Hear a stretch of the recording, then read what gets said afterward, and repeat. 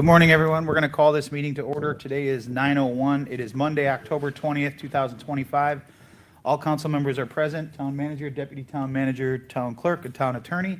If you'll please rise for the Pledge of Allegiance, followed by the invocation by the Pledge of Allegiance. I'm reading too fast. What would I do? We are thankful for the many blessings and opportunities we experience each day in this community.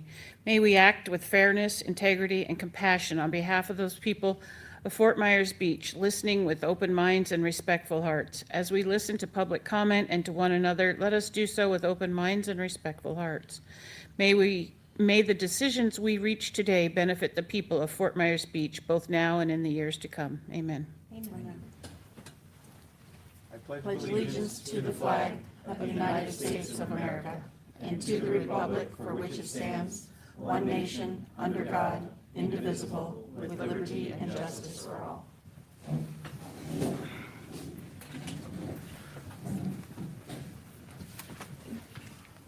Next, we have the approval of the final agenda. Is there any amendments or a motion to approve the final agenda? Move for approval.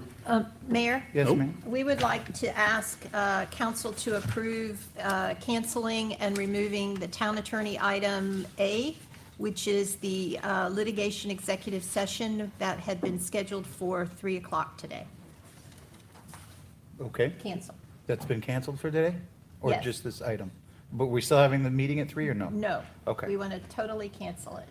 Okay, Is that good news? we'll find out. We just don't have, we were kind of led to believe that we would have some type of settlement proposal, but that hasn't materialized, so we just going to cancel to save your time. Okay. Thank you. John, would you like to amend your motion then? I would love to amend my motion. All right. Got a motion by Counselor King, Second? seconded by Counselor Woodson. Any further discussion? All those in favor signify by saying aye. Aye. Opposed? Hearing none, that motion carries unanimously. Next, we have public comment. Madam Clerk, I have nobody signed up.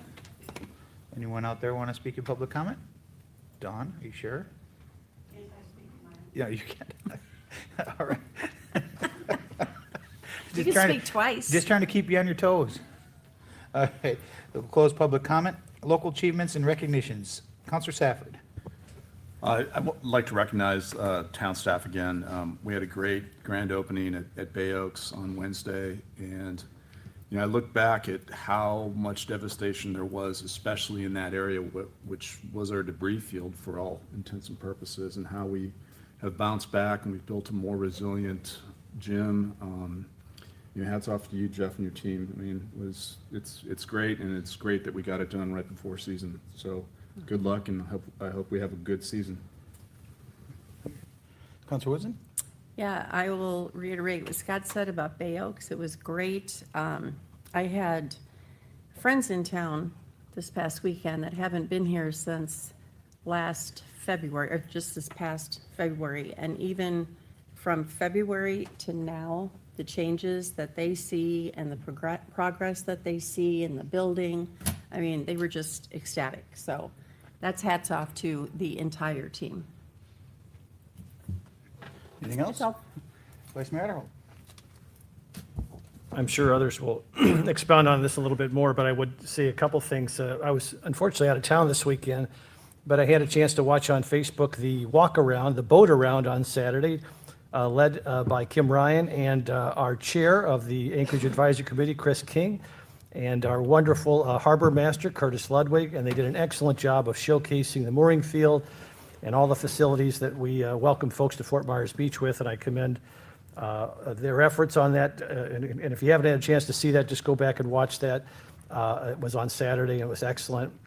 Again, I was watched from afar, but I watched the VFW event, and just a tremendous event, and I just congratulate all Beach Talk Radio. Ed and the mayor were there for the show. I think I saw John was there, John King, and so it was a great event. I wish I could have been there, but just congratulate everybody involved there. I wish Chad was here this morning. I thought he was going to be here for the agenda, but I would recognize Chad, our consultant team, our vendors. I was told by Chad late last week that we're over 160,000 individual plantings on Fort Myers Beach to enhance our beach renourishment. Just try to get your head around 160,000 individual plantings that will not only beautify our beach, but it will also help retain some of the sand that's been brought to Fort Myers Beach and our beaches. I was actually in Sarasota and Lido Key and Siesta Key, and our beach now, after the renourishment, is unrivaled. So I commend everybody in their efforts on that front. And then lastly, a month from now, the elections for vice mayor and mayor will occur. And I always like to reduce the drama and create a nice, smooth transition for everyone. So I'm going to announce that I'm not going to be seeking or accepting the nomination for vice mayor, but I think it's just time to pass the baton and give someone else a chance to serve in that position. But I wanted to give my colleagues enough time to kind of think about what they might want to do in the future and how they want to proceed. And so it's not a big dramatic moment a month from now. So just to help with that contribution or that transition, if you will, I just wanted to let folks know that that's my intent. So that's all I've got. Thank you. Councilor King? Well, I'll have to acknowledge the vice mayor on that. You've done an excellent job since I've been on this council, and I appreciate your passion and your hard work for the town of Fort Myers Beach and its residents, so thank you. Wearing pink today, I know some of my online critics don't like it when I wear pink, but I'm proud to wear pink, especially with the rest of these folks up here today and everybody here for Breast Cancer Awareness Month. It's something that's touched my family personally. When I hear the phrase warrior women, I think of people like my mother, who was a two-time breast cancer survivor. I think of people like Karen Woodson, who is a very strong woman and a survivor as well. And a friend of ours, Vivian, who's facing a reoccurrence. We pray for these women, we think of these women, and we'll support these women. It was a great event yesterday at the FMB of VFW Post 10097. Mayor, you did an excellent job. You've really grown and you were more of a co-host than a spotlight. So I think maybe we'll get your own podcast since you don't have enough to do. We'll call it maybe Mayor in the Morning. Mayor in the Morning. We'll get you a jingle. Opposite is time slot. Or maybe we'll call it Hours on the Air, where you can talk about anything as long as it's air conditioned. It was hot in there. But thanks, Beach Talk Radio, and everybody that did a great job in supporting those veterans and saving that post. So it was just great to be a part of that. And finally, thank you to the town manager. The article, the editorial he wrote, I guess, which has been titled by the news press of Rebuilding for Fort Myers Beach Elementary, a Responsible Investment in Our Future. I can't think of a better article that I've read regarding anything in a long time. You just have a way with words, and I thank you for all your hard work in putting into that as well. And that's all I have. Thank you, Councilor King. Well, everybody's covered all mine, but I just want to go a little bit farther on the VFW thing yesterday. It was on, I think they raised 75,000 or just over 75,000 to save that VFW. I think it's important that people remember it's because of their public service and sacrifice that allows us to sit up here and be public servants to our constituents. And I just wanted to share a story that really resonated with me from one of the gentlemen that came up and spoke, because I think it has a lot to do with what we've gone through over the last 3 years. Obviously, no comparison to what he did, but I think it kind of is parallel to it. And he told the story about he had spent 5 years in captivity. And when he was released finally, I think it was 5 years and 8 months, if I remember correctly, but he had spent a long time, and the whole time he was telling the story, he had a smile on his face. I couldn't believe it. He was just telling the story. So I'm sitting next to him, listening to him. And at the end, his wife got up, because he was having a hard time telling the story. So his wife got up and told the story for him. So when he was finally released and came back stateside, he went to work for a airline. And he was only there for about 6 months when they went bankrupt. And they ended up having to fire him. So the news people obviously knew his story, came up to him and said, well, how do you feel being back now that you just got fired? And his answer is what stuck with me. He said, I'm better than I was a year ago. And I thought, wow, that to me hit home, because it was 3 years ago to where we are now. It is night and day difference. So whenever you think you're down, or whenever you think, just remember, you're better than you were a year ago. You're better than you were yesterday. All right, I'll move on. That's it.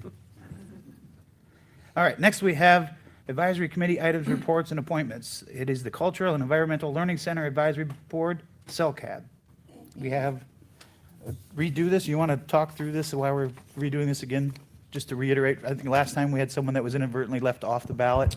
that was supposed to be on the ballot? Yes, Mayor, last meeting, I guess it was, we Yes. left off Carolyn McKeon off the ballot by mistake, and so we're bringing this item back to you with all 6 applicants on the ballot. Okay, so we are to select 4 of the 6 people on the ballot.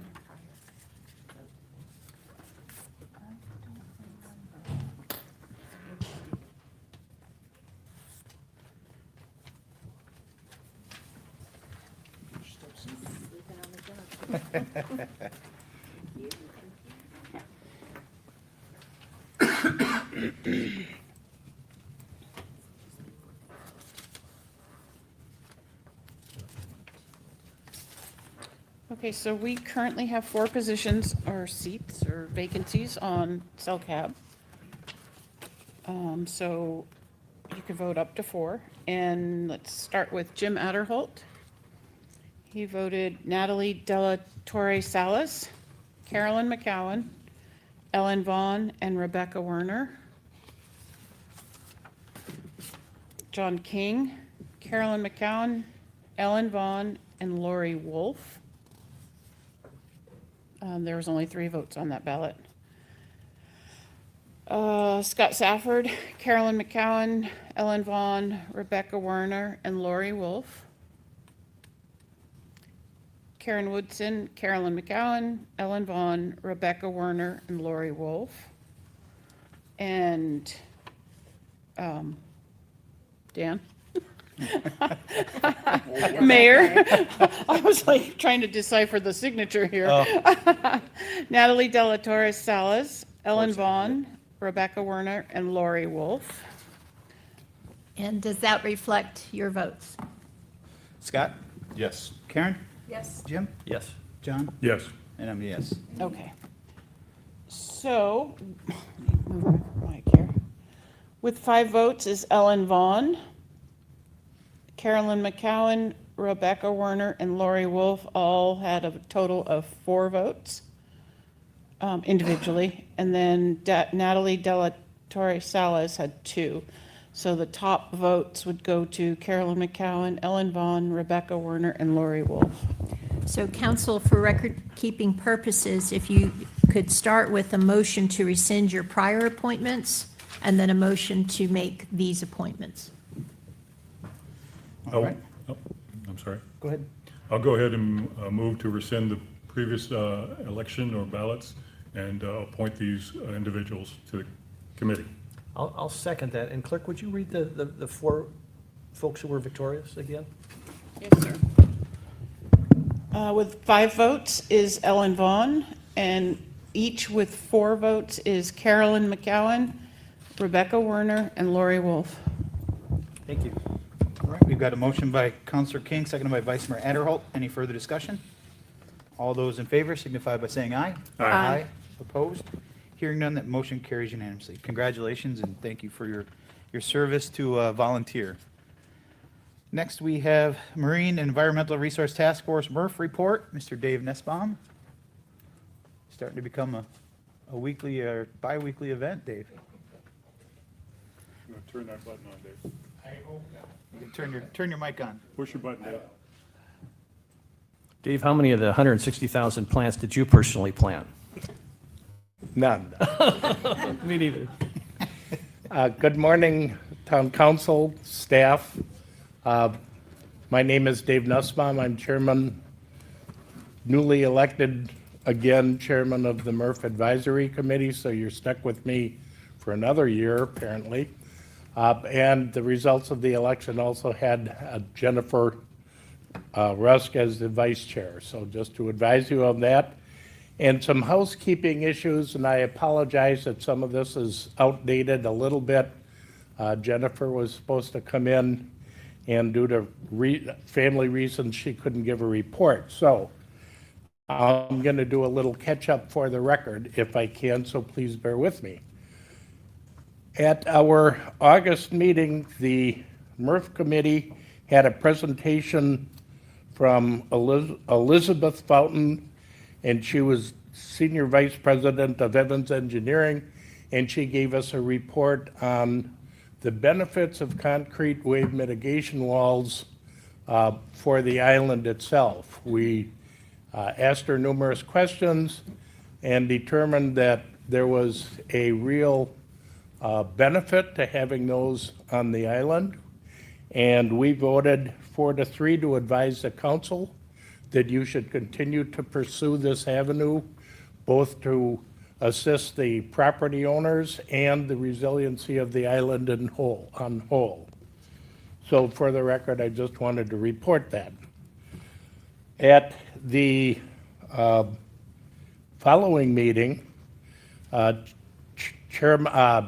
Schutz, the environmental project manager for the town, presented a canal dredging project outlining what needed to be done and what avenues the town had as far as paying for the project.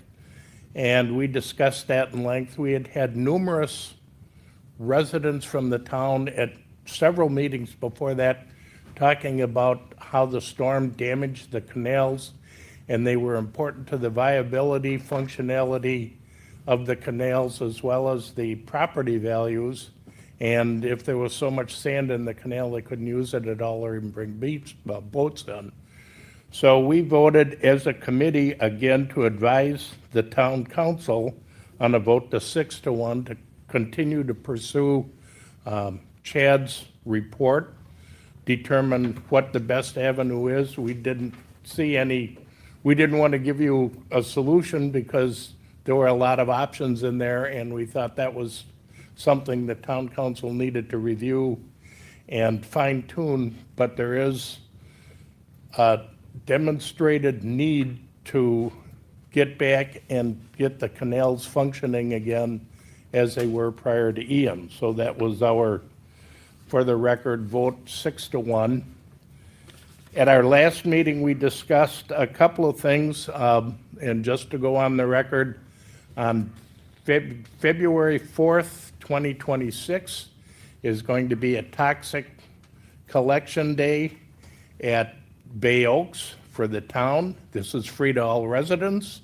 We're going to do a little more advertising on this, but if you have paint that's left over, if you have primer that's left over, anything, paint cleaner, whatever you can, we thought this was a great opportunity with all the construction for people to bring it in. It's free.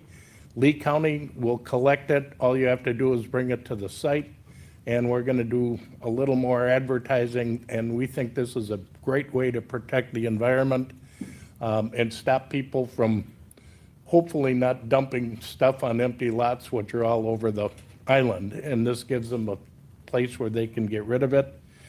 We also discussed Arbor Day in April. Dave, I'm sorry, what date was that for the toxic? I believe it's February 4th, February 4th. 2026. I remember that because it's 246.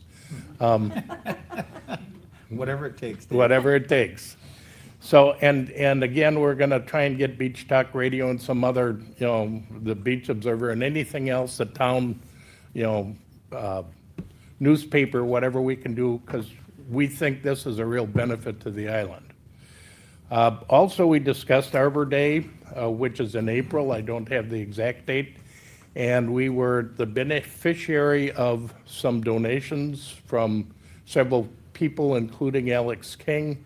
Part of that was used to repurchase additional activity books for the children, but we also voted to take some of that money and put it in because we want to have an Arbor Day where we can get the local nurseries to either discount or donate, and we can have an Arbor Day and have residents come in and get a free tree and transplant it on their property. We lost so many trees during the storm, and this would be a good time to sponsor an Arbor Day every year to get trees back on the island, to help hold the island and to bring it back to what was, shield lights from the turtles, so on and so forth. We just need to get more trees on the island, and we think that's a great thing for us to get behind and go through. And finally, and then I'll get out of your hair, I'm here to ask the council if they would approve our nominations for the Mulholland Award. And for those that don't know, the Mulholland Award is an annual award that's given by the town of Fort Myers Beach for outstanding stewardship of the island, and it's named after the first mayor of Fort Myers Beach. So we had two applicants that came in this year, and we, Dave, I just, not to correct you, but you were corrected in the past. He technically wasn't the first, he wasn't the first mayor, Anita was the first mayor, but I just wanted to correct it for you, Okay. so you didn't get hammered in social media like you did last time. okay. Thank you. You're welcome. Just trying to be proactive, Dave, just trying to be. Okay. I have a thick skin, I can I take know it. you do. You're from Wisconsin, you've got it. We had two applicants, and because we have not even recommended an award for the last 3 years to the town council, a lot of us were busy. We decided that with the two applicants, we felt it was worthy that both of them would be considered for nomination by the town council. One of the nominations was Bill Bronsword and Mitch Fusek. They're co-founders of Tuna Skin. Tuna Skin was, had their first shop on Fort Myers Beach. They were the founders of Tuna Skin. We were their original store. They have been extremely proactive in the stewardship of the island. They've sponsored numerous beach cleanups over a decade. They've been contributing to keep Lee County beautiful. I think their last cleanup, they had over 500 volunteers and took over, I believe, almost 3 tons of garbage off the island, and donated $5,000 to keep Lee County beautiful. And that was their 10th year. They're very unsung heroes, and we felt they were deserving the nomination. The other one was submitted, and it was Mary Rose Spalletta. Mary Rose was served 9 years, I believe, on the MRF committee as well as other committees for the town. She's been an active member of Turtle Time, and because we had two and no one, we did not give an award last year or the year before, we felt it was beneficial to recommend that both parties receive the Mulholland Award, but that's for the decision of the council. Well, I'll tell you what, Dave, I'll happily make a motion to accept the recommendation of the MRF committee for the members mentioned for the Mulholland Award. I'll second. Any further discussion? All those in favor signify by saying aye. Aye. Aye. Opposed? Hearing none, that motion carries unanimously. Thank you very much. I'll see you next month. Yep, thank you. Next, we have the approval of the minutes from the town council meeting on October 6, 2025. Is there a motion to approve or any amendments to the town council minutes? Move to approve as printed. Motion by Counselor King, Second? seconded by Counselor Woodson. Any further discussion? All those in favor signify by saying aye. Aye.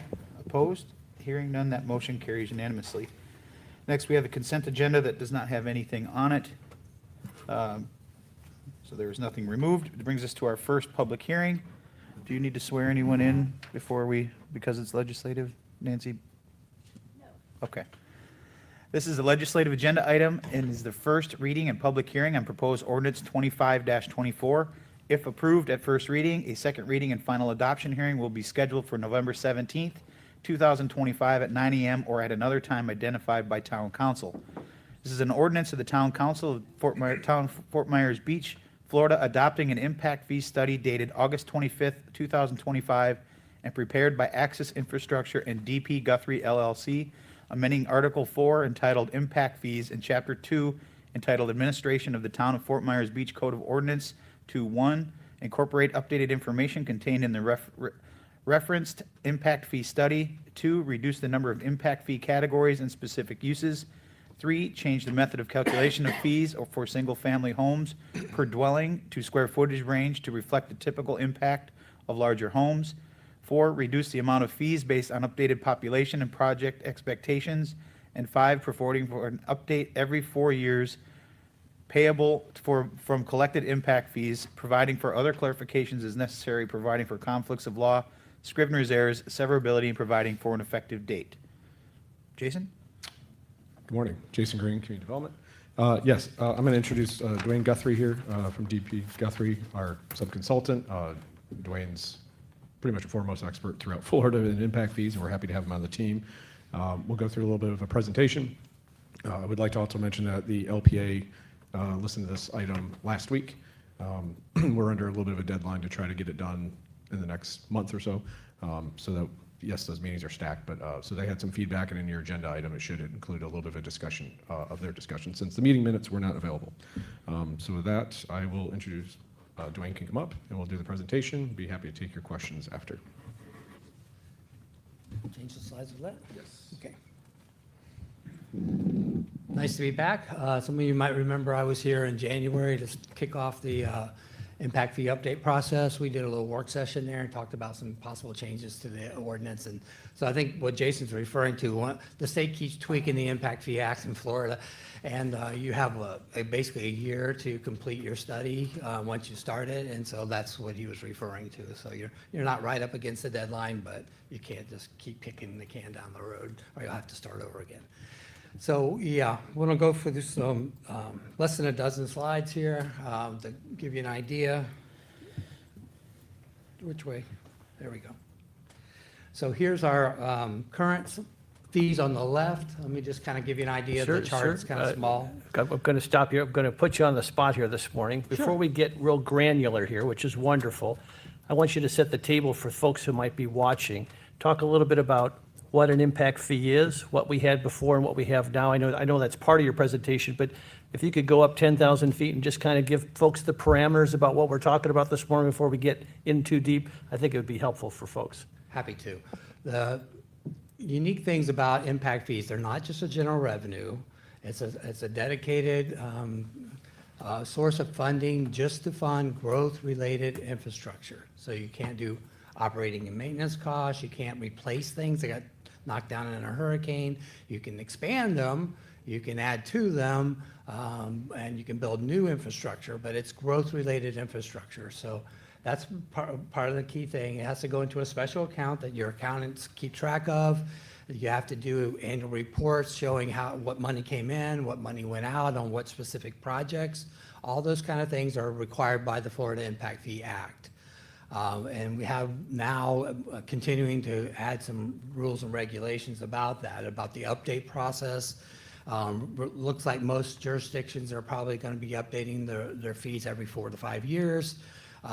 There's kind of more rigorous things that have come along over time from the Florida Impact Fee Act. And so that's the general overview. They're tied to development activity, so we typically collect those at the time a building permit is issued, and it's tied to impact-related or development that generates an impact on infrastructure. So all those kind of things are a consideration.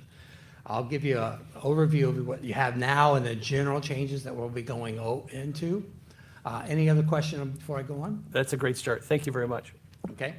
If you look at the chart that I've got there on the left, the land use categories are listed down the left side. At the top, the ones that are shaded that kind of orangey tan color are the residential categories, and then below that you see non-residential categories. There's roughly a dozen of those non-residential categories.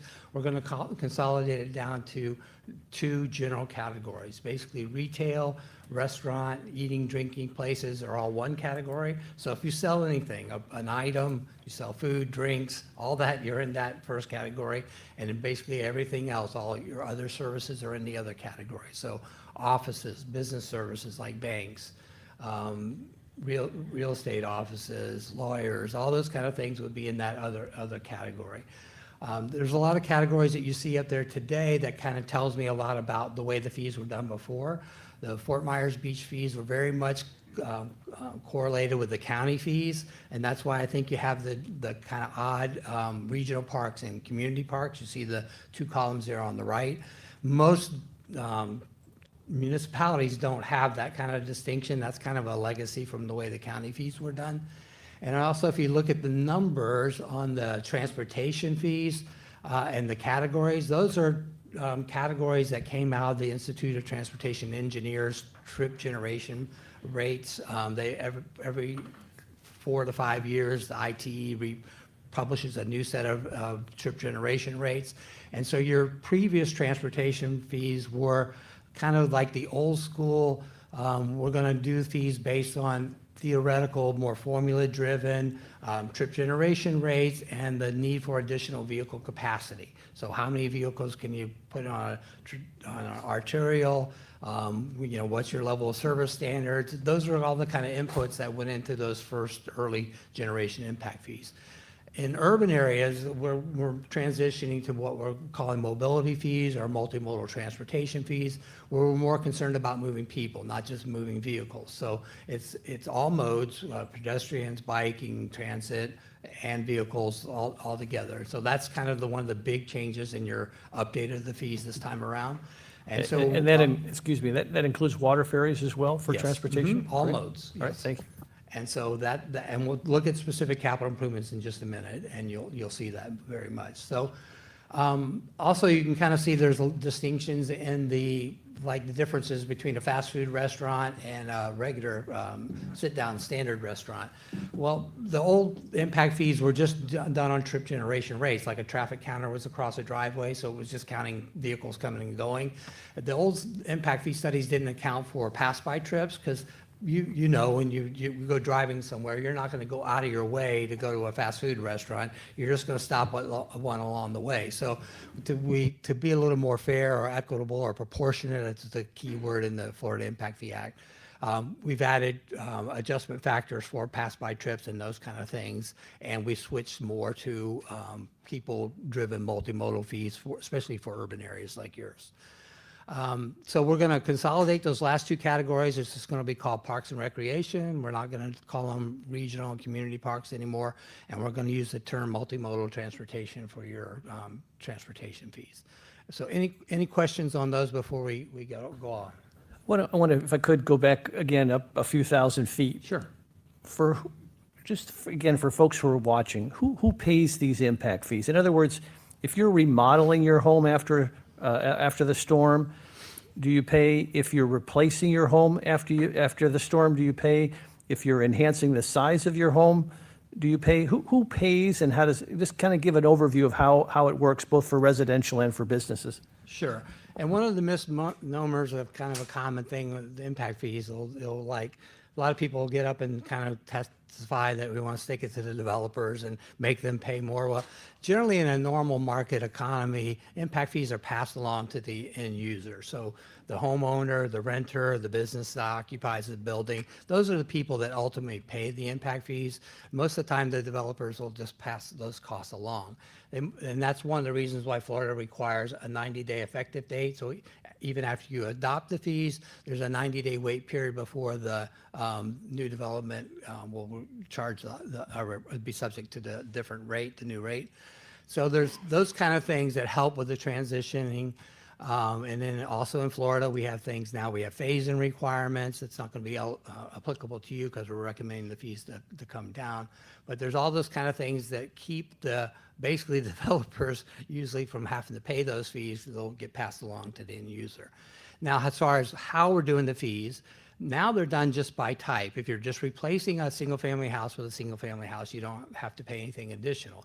But what's happened in a lot of our beach communities, we have older, smaller homes, 2-3 bedrooms, less than 2,000 square feet of living space or climate control space. A lot of those are being replaced with multi-story units that might be even used for vacation rentals or those kind of things. They might be 2-3 times as big as the current house. Well, going to a fees by size, if that happens, you can set a threshold as when you want that to cut in. But if you build a much bigger house, then you're going to pay the difference between what was there and what the new one would be.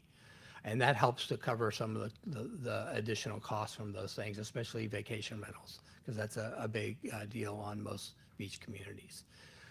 So that's one of the reasons why we're recommending that we go to the size thresholds for the residential fees, and we're not concerned about type.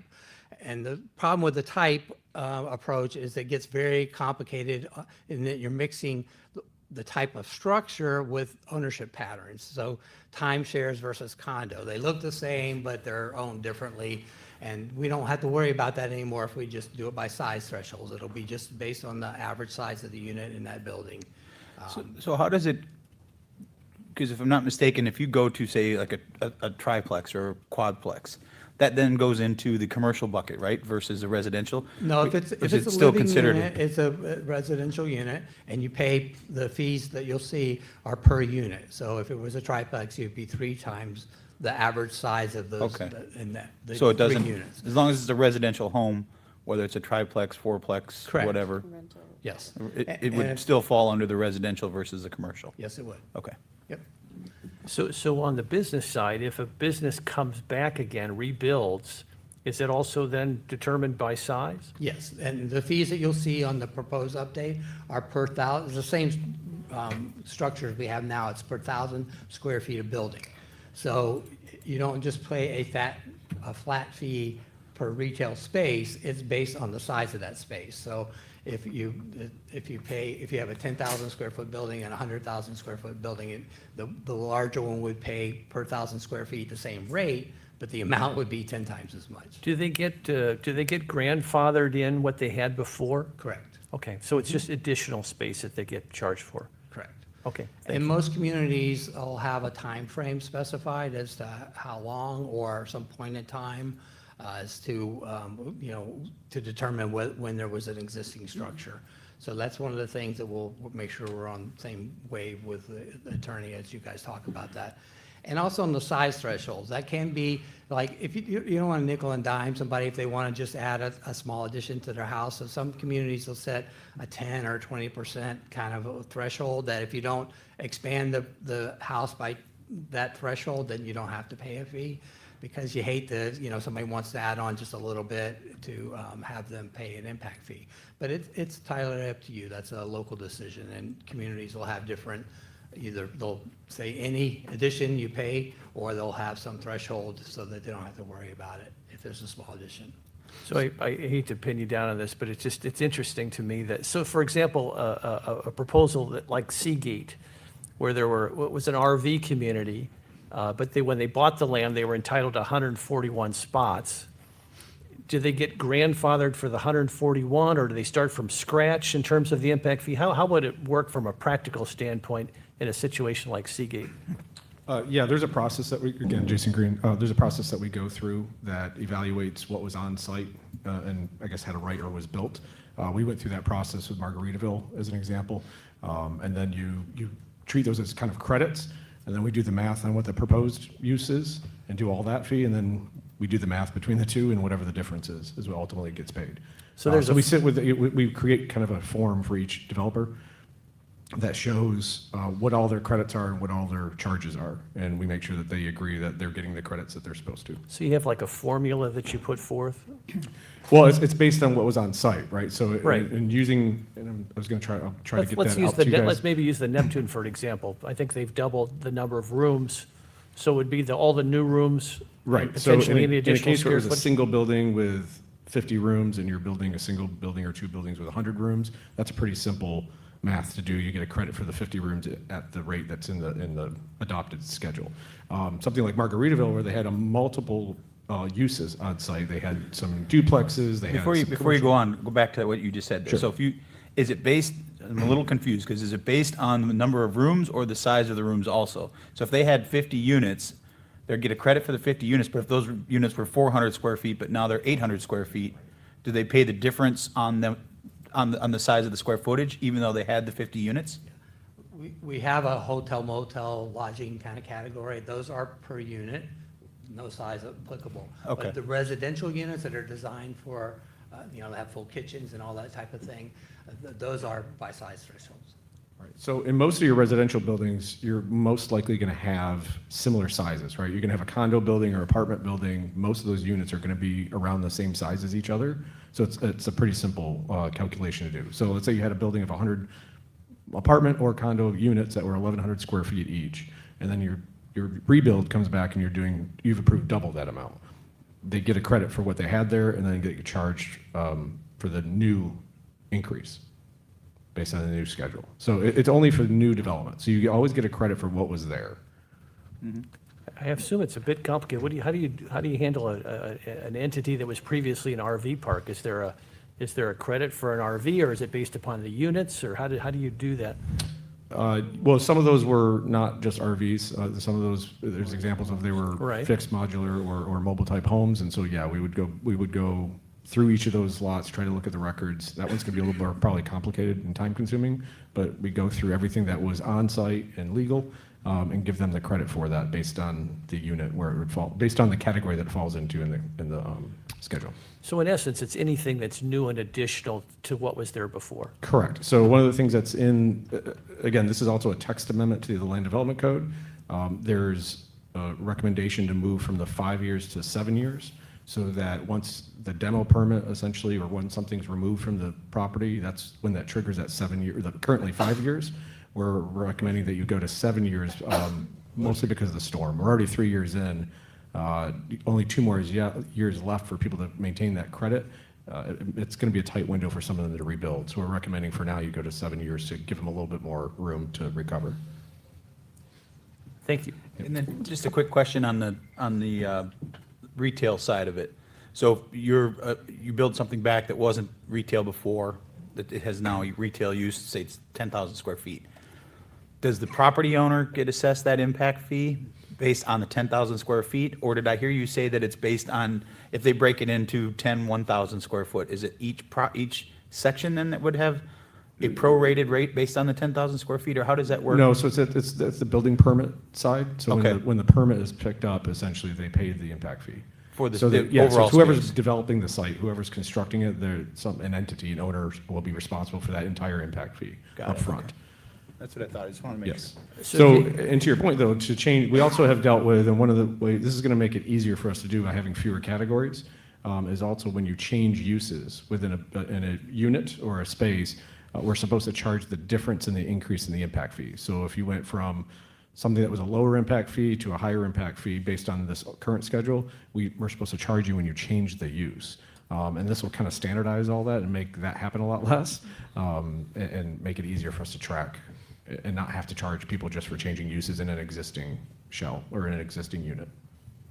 So when you say it's implemented when you change the use, is that, I mean, I thought I heard at some point through this conversation that this is months ago, that you would pay the impact fee when you apply for the building permits or something like that. Is that right? Correct. So as an example, I'm trying to see which ones are lower and higher here. If you had a restaurant standard, you built a building for a restaurant, and then it got changed to, what's a higher one? A bank. It was built as a restaurant and it gets changed to a bank. Traditionally, we would take that change of use and apply the difference in the fee to that building because of the change of use, and collect the difference in the impact fee. So if it was a new build, you would charge them the impact fee, or existing and they remodeled for a restaurant, we wouldn't change anything, restaurant to restaurant. But then we've had this happen where it changed to a bank or something else, we have to charge the difference. So We have less categories that do that now, so it's gonna be simpler to track. is the money substantial enough to create perverse incentives? In other words, are you punished if you develop something on a brand-new piece of land that was not developed before? Or are you better off buying a piece of property that had something there before, so you get that grandfathered credit, if you will? Does it create any perverse incentives, or is the money not enough to create perverse incentives? Generally, the impact fees are relatively minor. I mean, in residential, for instance, if we're spending $200 a square foot and they're getting, charged $2,000, the math is usually not enough to make any influence on the market. And especially on the non-residential sides, it's more location-driven as to, you know, what's the highest and best use for that property. It's going to be very location independent, dependent. So I think generally, the impact fees don't make a big sway on the market. And it sounds like, and I don't want to put words in your mouth, but it sounds like what you're proposing today makes this consistent with other communities in the county and other counties. It sounds like we're becoming much more standardized with surrounding areas. Is that a fair generalization? Yes, and I would also say, I think we talked about this at the workshop and stuff, is it also almost incentivizes those other uses. So and I was looking at this morning, the medical office, it really kind of almost standardized, or makes it easier and cheaper to develop that use, which I think is something that you guys have mentioned that you want to encourage that. Yeah. So I think there's some encouragement through these fees by standardizing them into fewer categories. That's good news. Thank you. You were leaning in like you wanted to say something. I still have a question on using the Seagate example. So I know that you get a credit for what was there, and you have to go through and figure out all the intricacies of that. But so in Seagate, and I cannot remember off the top of my head how many units they were actually talking about, but I know that some of them, many of them maybe were much more square footage than obviously an RV. So does the square footage then come into play in that kind of development, or is it strictly the number of units? So yes and no. I guess it depends on the type and it depends on the setup. So I think I'd have to look at Seagate again. It's been a while, but I think they have certain types of units in a building, and then another building has different types of units. Yeah. So it's going to be different.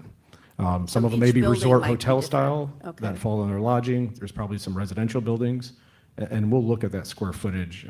They probably have a few units that are larger than others, but for the most part, residential has a tendency to have 2 or 3 types of units within them. And so we'll just, I don't know exactly how we're going to do it. We're going to have to look at it, but Okay. we'll play it by ear. But it's going to be based on both square footage and unit type. It goes to the use. And those mixed projects are the ones that are going to be a little bit more challenging to do the math on, but it's not too difficult. Okay, all right, thank you. And so just another odd kind of application of this would be the Arches project, which was a functioning marina, and then you Right. basically turn it into a massive hotel with retail. It sounds like most of that would be considered new. Is that how you would calculate it?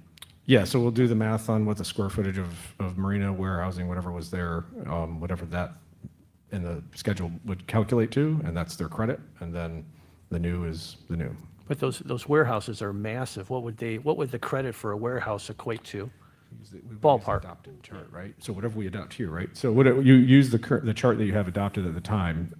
So this is the current one, but if we adopted a new one, I guess we would use the non-residential category for the credit. Convert everything to dollars. Right, we convert everything to dollars based on that square footage in whatever fee schedule's in place.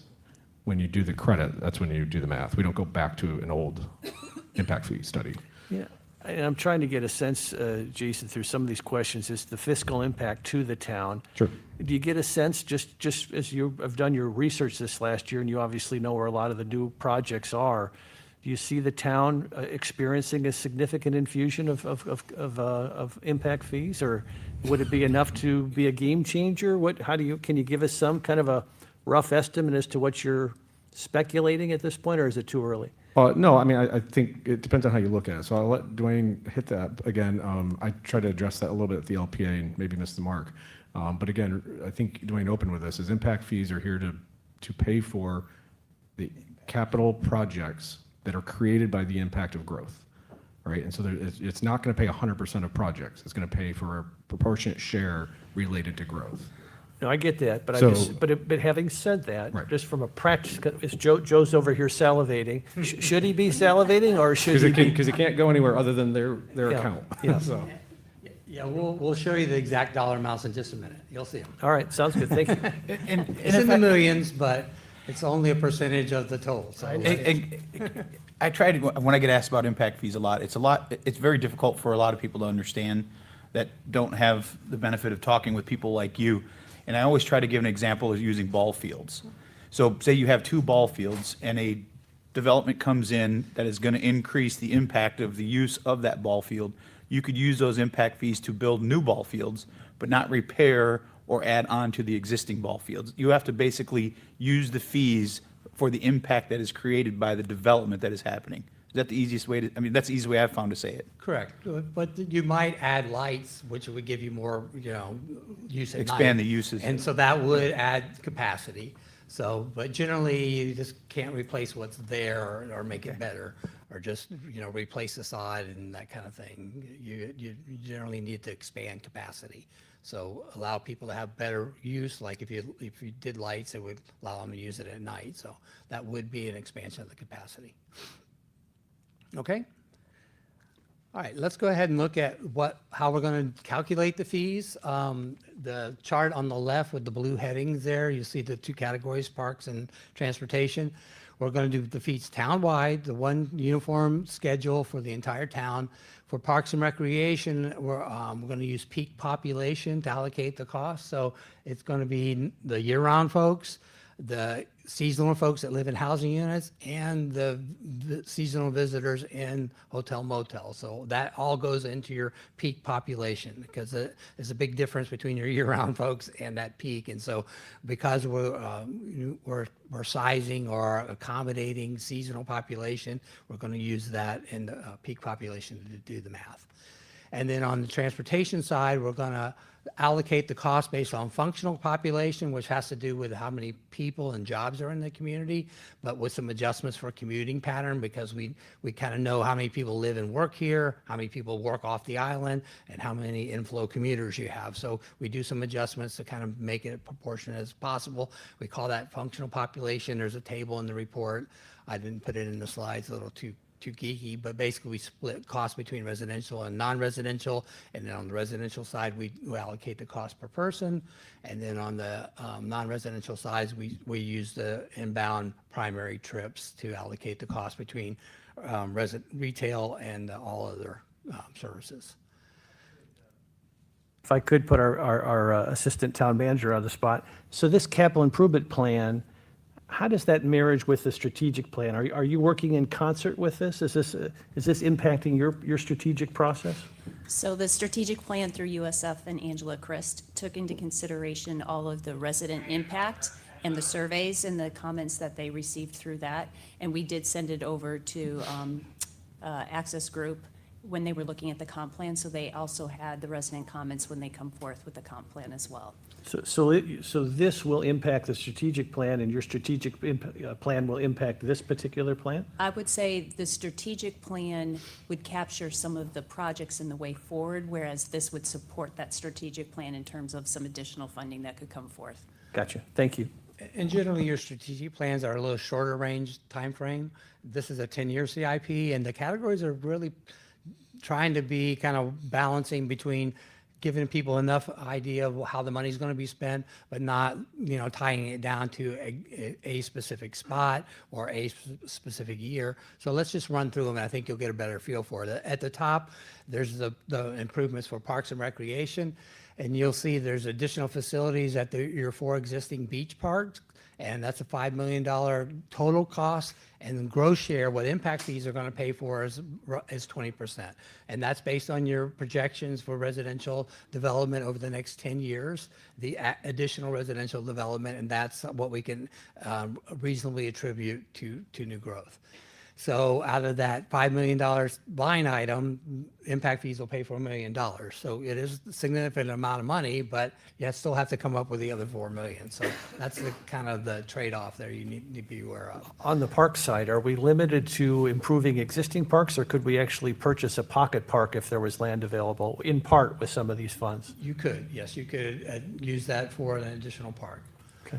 But the beach access is the same way. We've got 24 sites now that, which is a great number for along the beach. You can make improvements to those by adding parking, landscaping, lighting, boardwalks, whatever makes sense, bike racks, anything that makes that more effective, more capacity for people to use that, know it's there. Any of those kind of improvements would be eligible. So of those 24, that's 100,000 to each site, but the fees will only pay for 20% of that. So the town's cost portion of it, does it matter how the town secures those funds? And what I'm trying to say is that whether it's through grants, whether it's through appropriations, Anything does that except- change the 20% number at all? No, and that. That number stays static? Yeah, yeah. And so that, we're counting on you to have grant money or tax money or sales tax money, any source of revenue would work for the other non-impact fee share. Okay? And then the last line item is the recreation campus improvements, $1 million.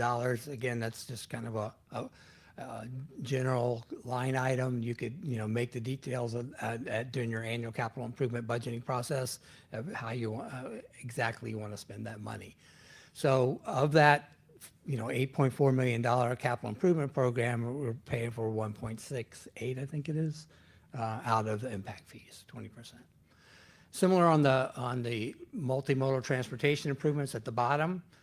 We've got additional bike lanes, we've got multimodal trails, and we've got sidewalk connectors. Again, we're trying to focus on things that are going to benefit the entire community.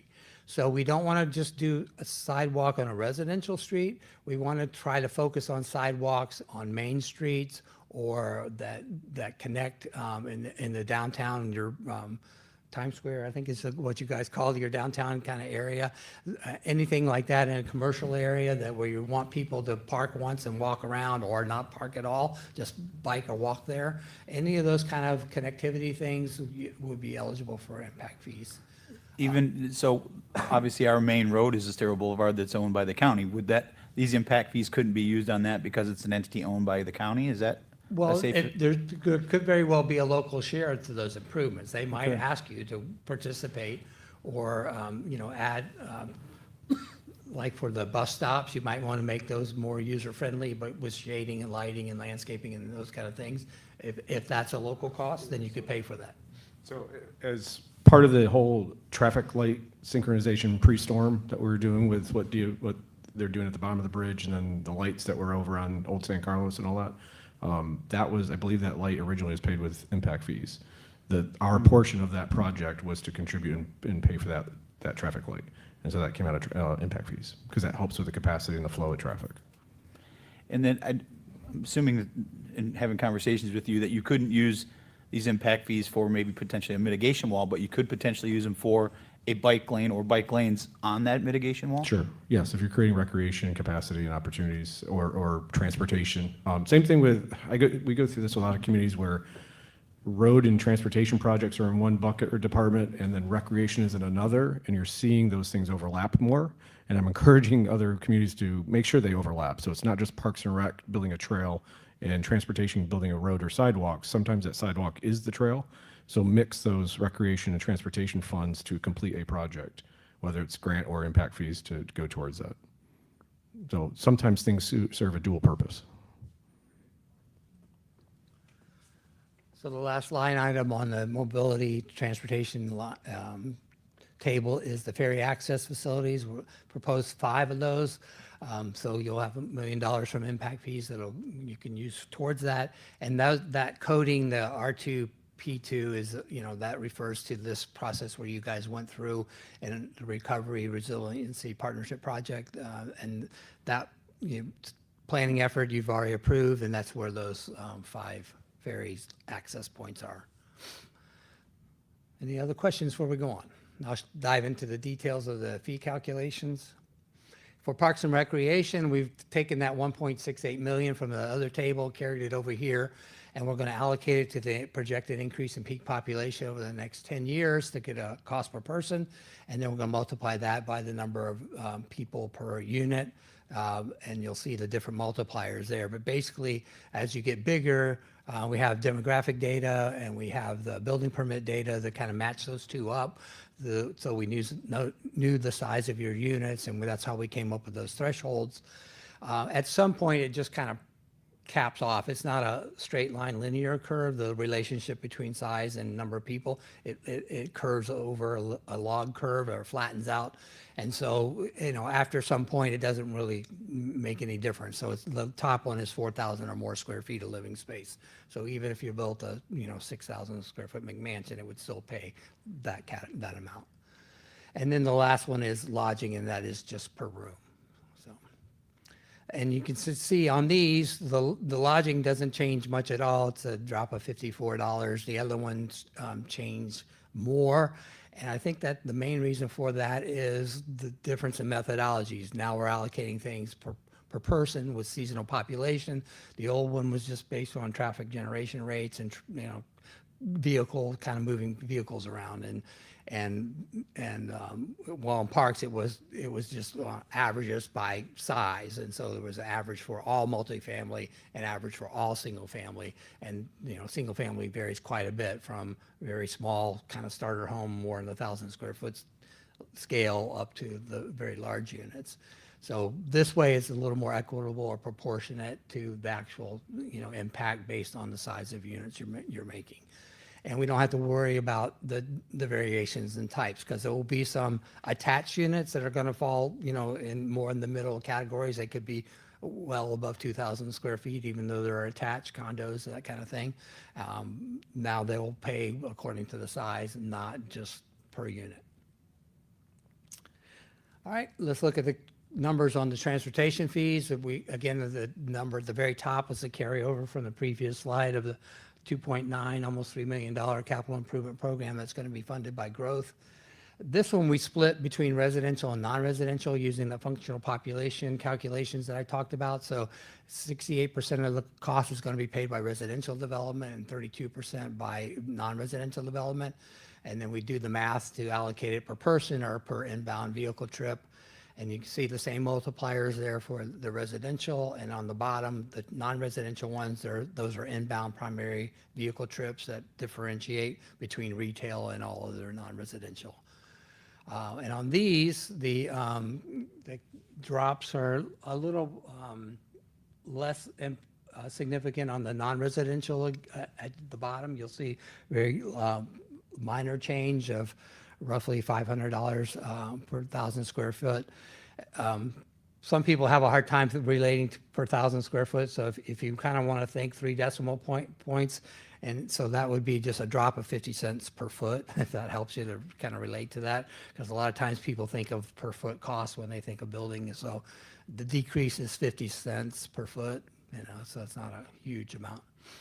And on the residential side, those are the amounts are per unit again. So the differences are based on the categories that you have. So you have multifamily are basically the ones at the top that are shown now. It's $2,059.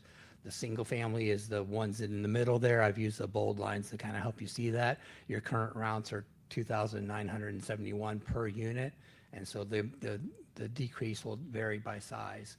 And then the change on the lodging is per unit. So it goes from $819 today to $2,237. So those are your changes. Any questions on these? Okay, our couple more slides and we'll be done. Oops. So here's an administrative fee that we're going to add. The Florida Impact Fee Act, back in the old days, people did percentages. That's not allowed anymore. You have to estimate your actual costs, and you can have a fee that covers the cost of administering the impact fees. So at the top, you'll see we've put in $40,000 for staff time and $80,000 for consultant studies, so that our work is covered by the impact fees. And so it's relatively minor amount we've allocated to the projected increase in development over the next 4 years, because generally, the new impact fee requirement is that you have to use data within the last 4 years. And so most times people kind of try to start the update of the impact fees at that 4-year window, and then, give yourself a year to get it done and get it implemented or approved. So roughly a 5-year cycle is what I think most communities will be going to. No longer can sit on your impact fees for 20 years, that kind of thing. It's just not going to be allowed. You'll get challenged and you'll lose very easy on those. So you got to keep your impact fees updated. So you can see those, the administrative charges, and then here's the total all put together on one chart. So the proposed total is the blue with the blue font there and the current fees, and you can kind of see the changes. Again, the less dramatic drops on the non-residential side, those are pretty similar, but on the residential side, we are showing decreases $1,000 to $2,000 per unit. I could, just since we have everybody here, Will, Frankie, Jeff, Joe, obviously this is going to impact all of your worlds. Will somebody in your shop, Frankie, determine what these fees are? Will it be in Joe's shop? Will it be Jeff? Will it be a combination? Will, have you thought through how you're going to? Yeah, it starts in community development, and then community development will, have a discussion with Community Services Department if there's a crossover or it's solely in one area or another. And then the discussions about how to apply that, of course, in consultations with Joe, in the proper usage of that. But I'm happy to let either Frankie or Jeff expound on that if you guys want. I guess what I'm trying to, will it require an additional person, or will you just absorb this internally? Okay. No additional. All right, no additional person, just for the, because people couldn't hear him, no additional staffer would be required. They can absorb the impact of the implementation of the new impact fees internally. So- Right, we do that now through planning and building staff essentially, and so I don't project it to be any more I just thought costly. with all the excitement post-Ian, there's going to be a lot more activity than there was pre-Ian, so I just was curious as to the impact on staff. Yeah, but- it should be about the same that we're doing right now. So, Okay. and it's covered in the fees to right. be able to cover for that. And honestly, you'll be able to see that more on an annual basis. So the idea is if you're doing it every 4 to 5 years, every year you should be adopting a 5-year CIP as part of your budget. And every year you're rolling a new 5th year into there. And those projects, you see that progress going from the 5th year projected to a 1st year when it gets actually done, design, construction. So as we move towards that system and implement that consistently, you'll be able to see this and how it relates to in 5 years from now when we update this, what do we want to change? What do we want to add? What part of that 10-year list gets modified, right? So you're going to be on top of this, I think, on an annual basis, essentially. Thank you. Yeah. So that concludes our presentation. I'll be glad to answer any more questions if you have them. We had the study that is available. Hopefully you can get published on the website if it's not already done. And then also you can publish the slides. It might be easier for people to relate to whatever you think is appropriate. And our contact information is there, and we're glad to help with any of these kind of questions. We routinely help communities with the oddball things that come up. Any impact fee, any builder or developer, when they go to pull a building permit, if they think, they always have the option of asking for an independent study or doing an independent study and showing why they're different or why they're unique. So that's something just administratively you try to do to avoid any kind of legal challenges and work it out the details if you have unique developments. So that's kind of a common thing that's done, but hopefully this covers 99% of all the building permits that'll come through the door.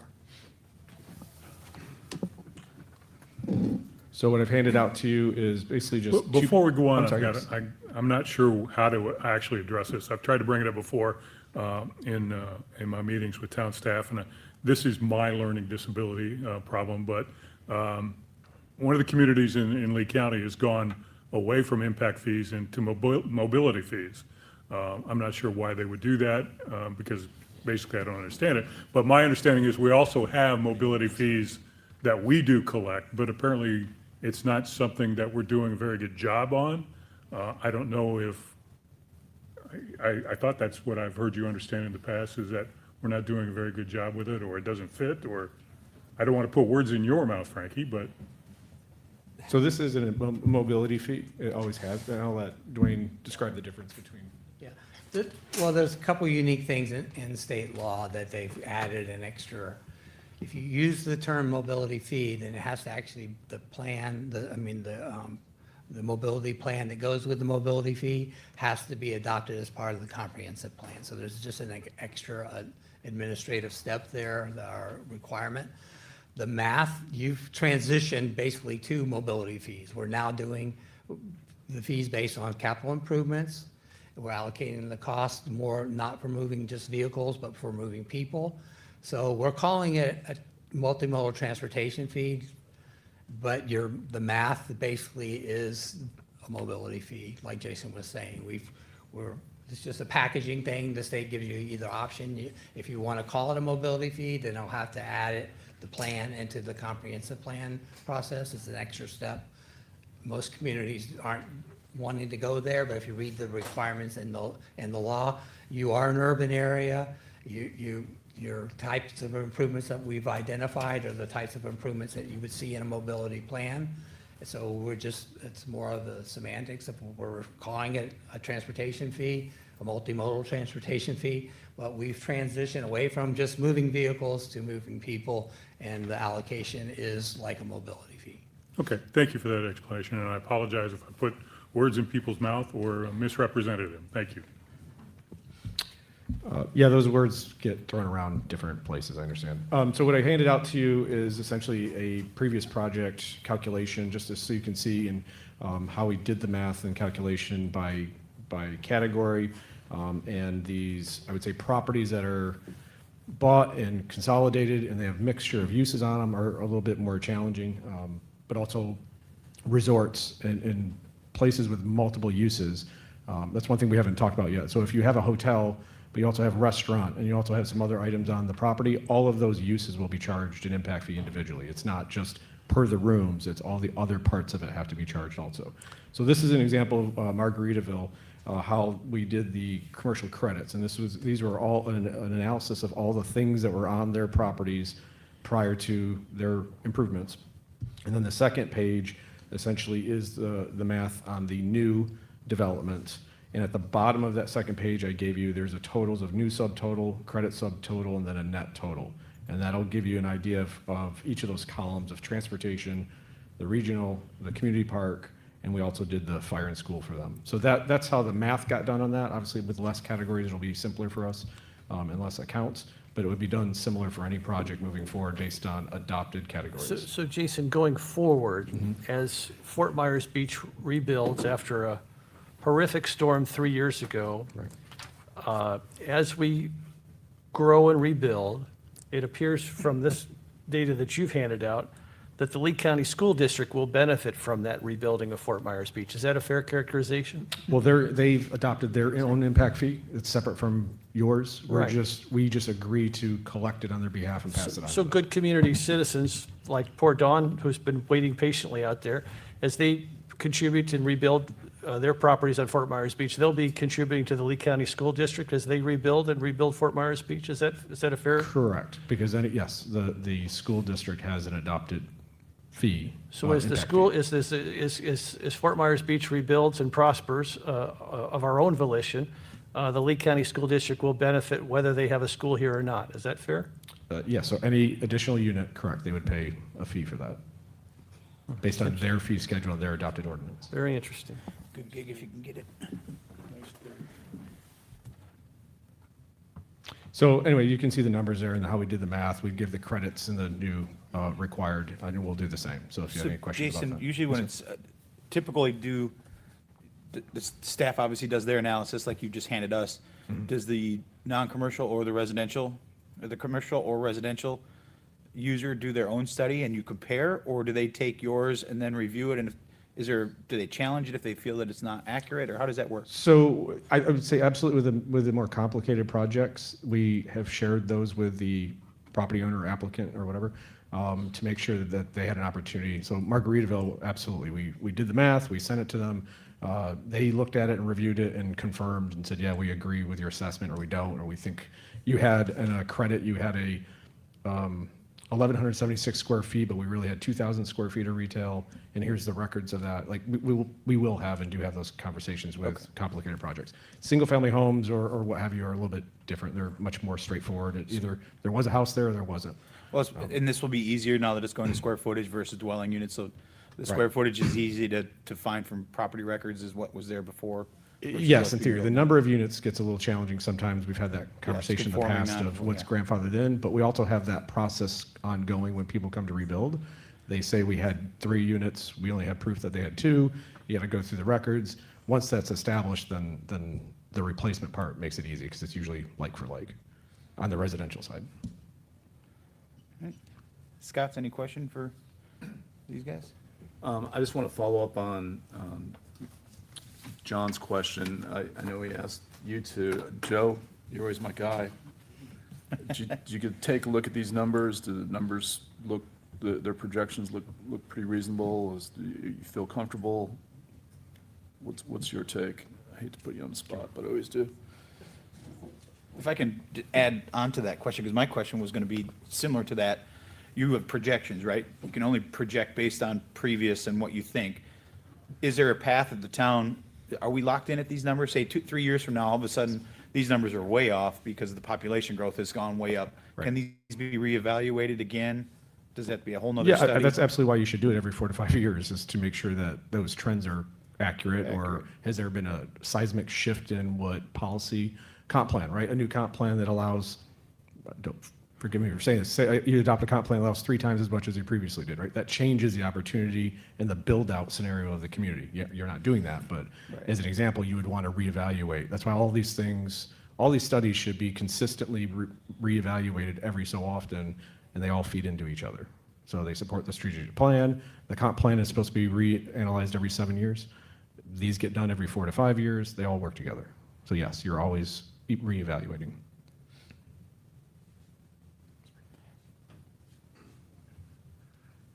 Joe Onzik, Finance Director, and I would just have to say, I have to defer to their expertise since I don't have expertise in this area and their reputation. I mean, looking at it, at the face of it, it seems reasonable. I don't have concerns in that way. I am concerned about how we're going to come up with our town share, but other than that, I mean, it seems very reasonable, and I appreciate all the work that went into it, especially in collecting the information regarding the capital improvement plan. Okay, fair enough. Dan, do you want to follow up on? No, I think I kind of expected that that's what Joe would say, but I just want to get on the record. yeah, no. Thank you, Joe. Yeah, and every year your capital improvement plan may change, right? Your 5-year outlook. That's why you evaluate that 5-year plan every year. And that, again, oh, hey, we found a new project we need to do. Well, then this can be updated to reflect that. And Nancy, I guess my question to you would be, this can't correlate into Senate Bill 250 or anything like that. So say we set this impact fee now, and we all of a sudden see an influx, markets change, things happen, and you see this influx of development that's happening that's going to correct this. Is there anything that they can come back and say, well, you're now changing, we made a decision to move forward based on these impact fees, but now you're changing them because the market has changed and your population has changed. Does any of that have any legal ramifications to the town? Well, they could always raise the argument. However, you know, the standard right now, and there are some legislative proposals already regarding SB 180 that basically, as you're aware, the restriction is if it's unduly burdensome or unreasonable, which are terms that have yet to be defined. What you're proposing here doesn't appear to create an issue regarding those standards. What happens in the future, we don't know, but if the market changes and there are valid reasons to change it, as long as you continue to not be unreasonable or overly burdensome, you probably would be okay. But that's all speculation. That's crystal ball, because we don't know what's going to happen to that current criteria that is there now. Where some of the communities are getting in trouble right now is because they are raising their impact fees, whereas you really are not. You're changing the categories, and you're just modifying it where Right. it's not unreasonable. So, So I don't think you have any SB 180 issues with this current proposal, but down the road, we have to look at that. You also have a lot of communities that did a study, identified what 100% impact fee for transportation, parks, rec, whatever it is, and then they adopt something less. And what you're hearing a lot is them, when they say they're increasing, they're actually going from that 60% to 80 to 100% rate. So it's different than what you're doing. That's a whole other thing, because they didn't want to adopt the 100%. But then now they're trying to adjust to, they're not collecting enough because they adopted less than the 100%. They're trying to increase that percentage that they're getting caught under all these other laws. So I don't see you facing any of that situation. I think it's a much cleaner position that you're in moving forward. Very good. Can I ask Jason a question? So I know we went to the LPA with this, and Yes. there was a big discussion there, and hopefully a lot of people were able to view it online. But have you gotten any feedback from anybody in the development community regarding this? No, I think, yes, in some respects they're asking us to calculate it twice right now. They want to know the timeline of this, and they want to know what their current schedule fee is versus what their potential adopted fee will be. So that may be something you want to consider. I don't, Dwayne, maybe you can answer this, but legally, delaying the collection, if you see fit, to the new fee schedule, since there's a 90-day wait period. There's going to be a few developments that get caught in between that 90-day and are paying the current fee versus the proposed fee. So that may be something where we want to delay the collection or charge of their impact fee until the 90-day wait period is up, so that they can pay the proposed fee since it's less. Okay, that just confused me a little So, bit. current fee is higher. They're getting ready to pull a building permit, but Yeah. they know the impact fee is coming in, and for their So they're category, gonna it might delay. be lower. So they either delay pulling the permit, or they That's what I need, thought you said. they need something from you that says, we will somehow delay the collection of the impact fee until the 90-day period is over, and then we can charge them the new fee. It's not significant money for them or for you, but it's a question that we're being asked. And Nancy, what can we do, I mean, if, So it- we'll is look it a at that policy decision? before Second reading? second reading, Okay. yeah. And you might be able just to deal with the scheduling of the collection. So there isn't a fee that's going to be assessed and collected, it's just when. Correct. Yeah, I don't want to delay I don't want somebody sitting on their hands for 90 days. It just slows down the whole rebuild process. Yeah, Nancy will fill us in, I think, by next reading. Yeah, and I'll sit down with Jason and Will and Tracy, and we'll talk about who is in that Sure. range and what kind of, and And if you Joe could- as well, as far as the financial impact of Yeah, it. 'Cause at the bring an same time- example. It would be nice to see an example of the difference between what it would be with the old Yep. and versus what the new one would be if it's adopted. Yeah, we're working on that right now with a project, a commercial project that is getting ready to pull the permit. They're almost done with that part of it, and they want to, they're asking. They don't know whether to move forward or not. You probably want them to move forward, and so. So they probably don't even know what the final number would be based on. Correct, right, because So they want to know the number to make a decision. Right. Okay. And at the same time, because what's going to happen from an administrative standpoint is after that 90-day wait period, finance will open new accounts for each of these categories for transportation and we'll have 2 brand-new accounts. And then we're trying to spend the money that's in the existing accounts. And so if we keep collecting and adding to them, at the same time, it gets harder and harder to spend. Because you want to get rid of the old money first and then start fresh with new accounts for new money. So I New guess piggybacking on that, Joe, we're going to have multiple accounts, but eventually those other accounts will dry up and we'll be able to close them. Yes. Okay. Yep. All right, good, good. Yep, and then you open new interest-bearing accounts for the new revenues. that kind Right. of- Okay, thank you. Karen, any questions for me? Yeah, I know there was a lot of discussion in the LPA about, I think everybody was shocked as well as I was when I was watching of why Sure. things were going down instead of up, giving, Sure. I mean, common sense would say if you're going to have more building and you're going to rebuild and you're going to do all this, that those fees would go up. Can you give kind of an overarching perspective on that, or? Yeah, I'll try to explain that. I don't think I did a good job before. I think Dwayne talked about the percentage, right? So your growth percentage and how much you're growing as a community is related to how much percentage pays for the projects. And I mentioned this to Will before, earlier today. You could add $1 billion worth of capital projects to your list that you want to do.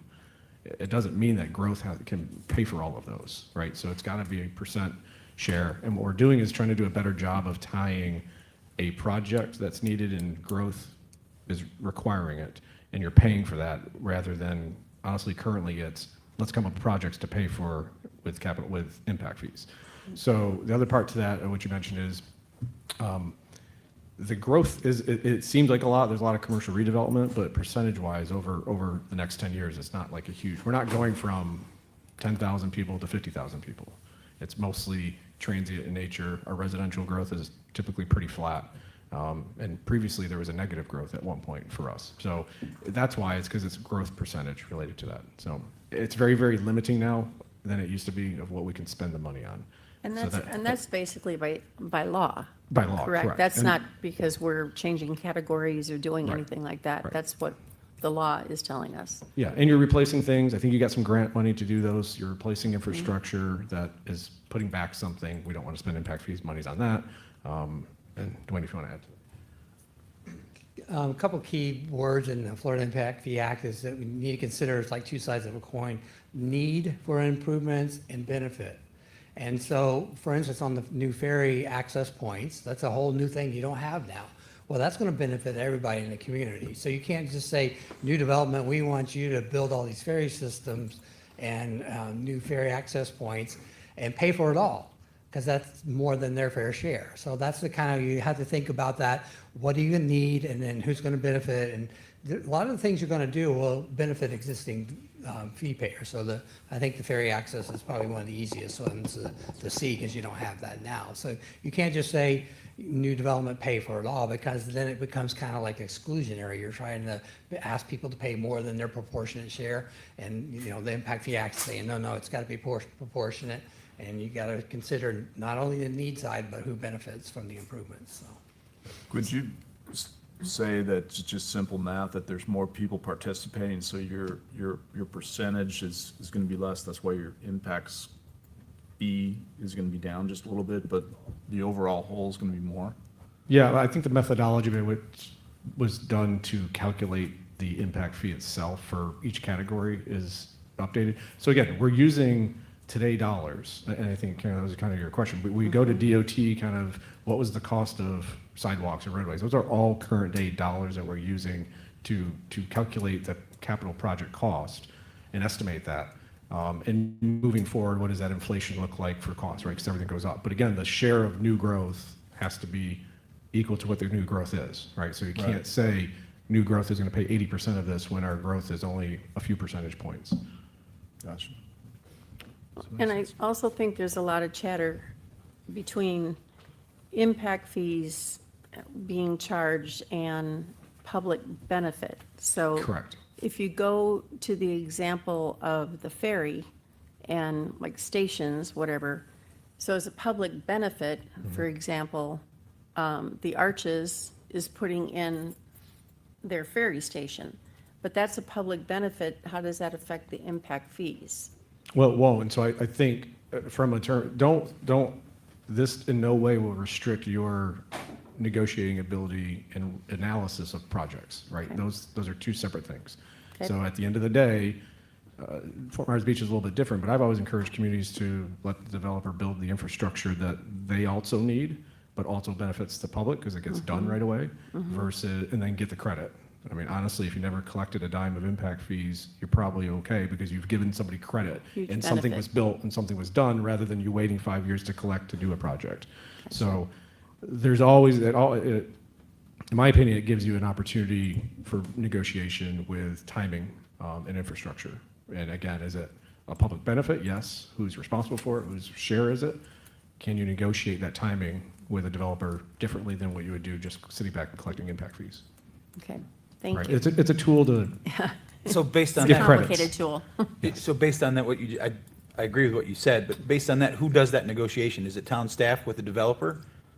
Because once the really- policy decisions are done, then in this case, just use infrastructure. right. If they're willing to do more than what they were required to do, then staff could administratively then look at that and say that is a better use of giving credit versus collecting impact fees? Sure, yeah. I mean, you, obviously, every approval that changes the landscape comes to you. You also have your developer agreement process that's a local. And then Nancy, correct me if I'm wrong, but you also have a statutory development agreement process that is infrastructure timing and who's responsible for what and when. Honestly, Margaritaville probably should have had one of those because they built infrastructure for the town. I think the town reimbursed something that they needed to do and the timing of all that. So that's kind of what that tool is for. And then impact fees plays into that, and you get the credits, and we do the math. You built this capacity. Here's your credit at the bottom line. Yeah, we can go into all those, but it's a tool. No, I It's totally all part get of it. the It makes negotiation. sense. No, it makes sense. You could see it would be benefit for both Absolutely. the town and Yeah, for the I developer. mean, if you need something now rather than wait 5 years, The way to get a credit. the way to get a credit, yeah, give some credits. They're always going to get credit if they build infrastructure, Right. and they can ask for it. But the timing of that is between you and the developer. Anything else, Karen? No, I'm good. Vice Mayor? Just want to digress for just a minute to illustrate a couple points. I can't remember if it was the mayor or the assistant town manager who came up with the aggregate number of how much the town of Fort Myers Beach contributes to the Lee County School District annually. Was that your number, Mr. Mayor? Was that Tracy's number? I'll let Tracy. Whoever you want. Actually, I sent it to the mayor, so the mayor can certainly answer. It's, I What is that number? want to say close to 30, Yeah, it was 30. 30 mil. 29.3 million-ish. Yeah, Right around there. 30 Over the million. last 12 months. Yep, so we're contributing roughly $30 million annually for a beach school that is not open. We're also refining and collecting on behalf of Lee County School District impact fees as the island rebuilds for Lee County School District, for a school that does not currently exist or is open. It certainly exists, it's not open.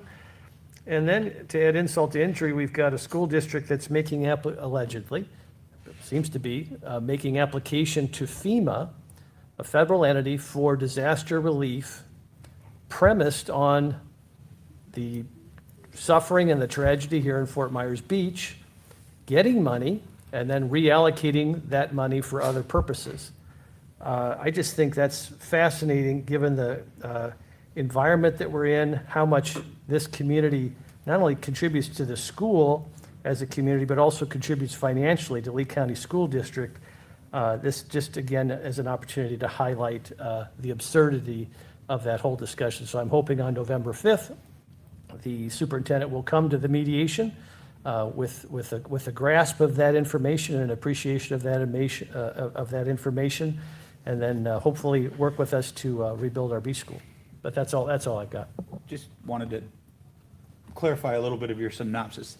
They did make application to federal funding and did receive obligation for said funding based on that application. That's the only. Yeah, I guess the only change there. alleged is whether it was legal or not, right? Still to be determined. Yeah, still to be determined. John? I'm not going to follow that, but thank you for doing that. I appreciate your intellectual digs, so no further questions.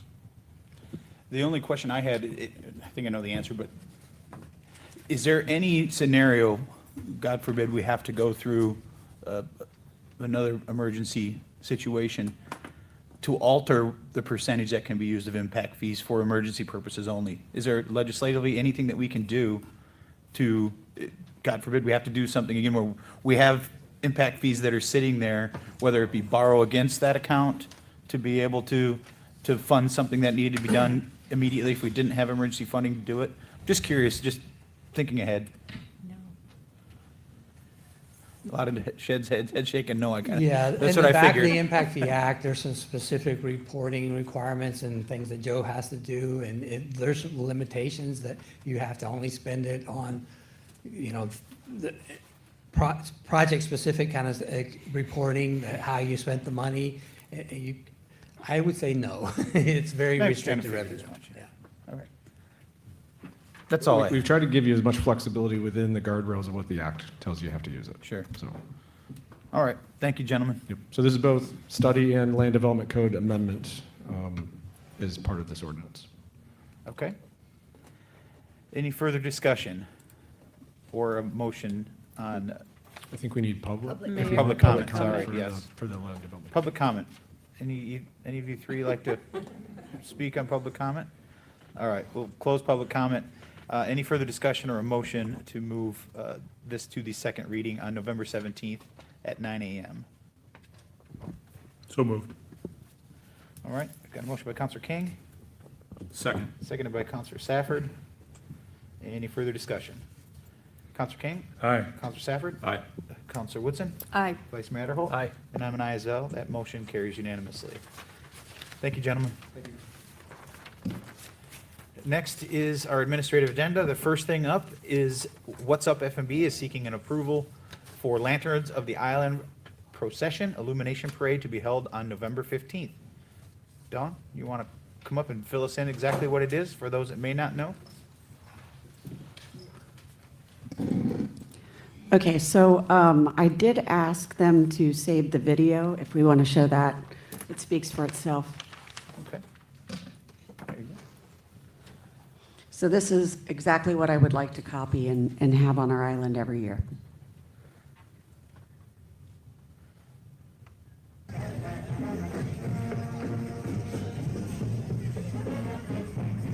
Will you be wearing the top hat? No, I'll have a whale. A whale. Imagine that.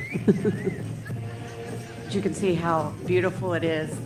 In this part, they're walking down the beach, which would be my ultimate goal. But I love the birds that are, they got the legs moving and everything else. Hopefully, everybody sees that this is a beautiful thing for our island.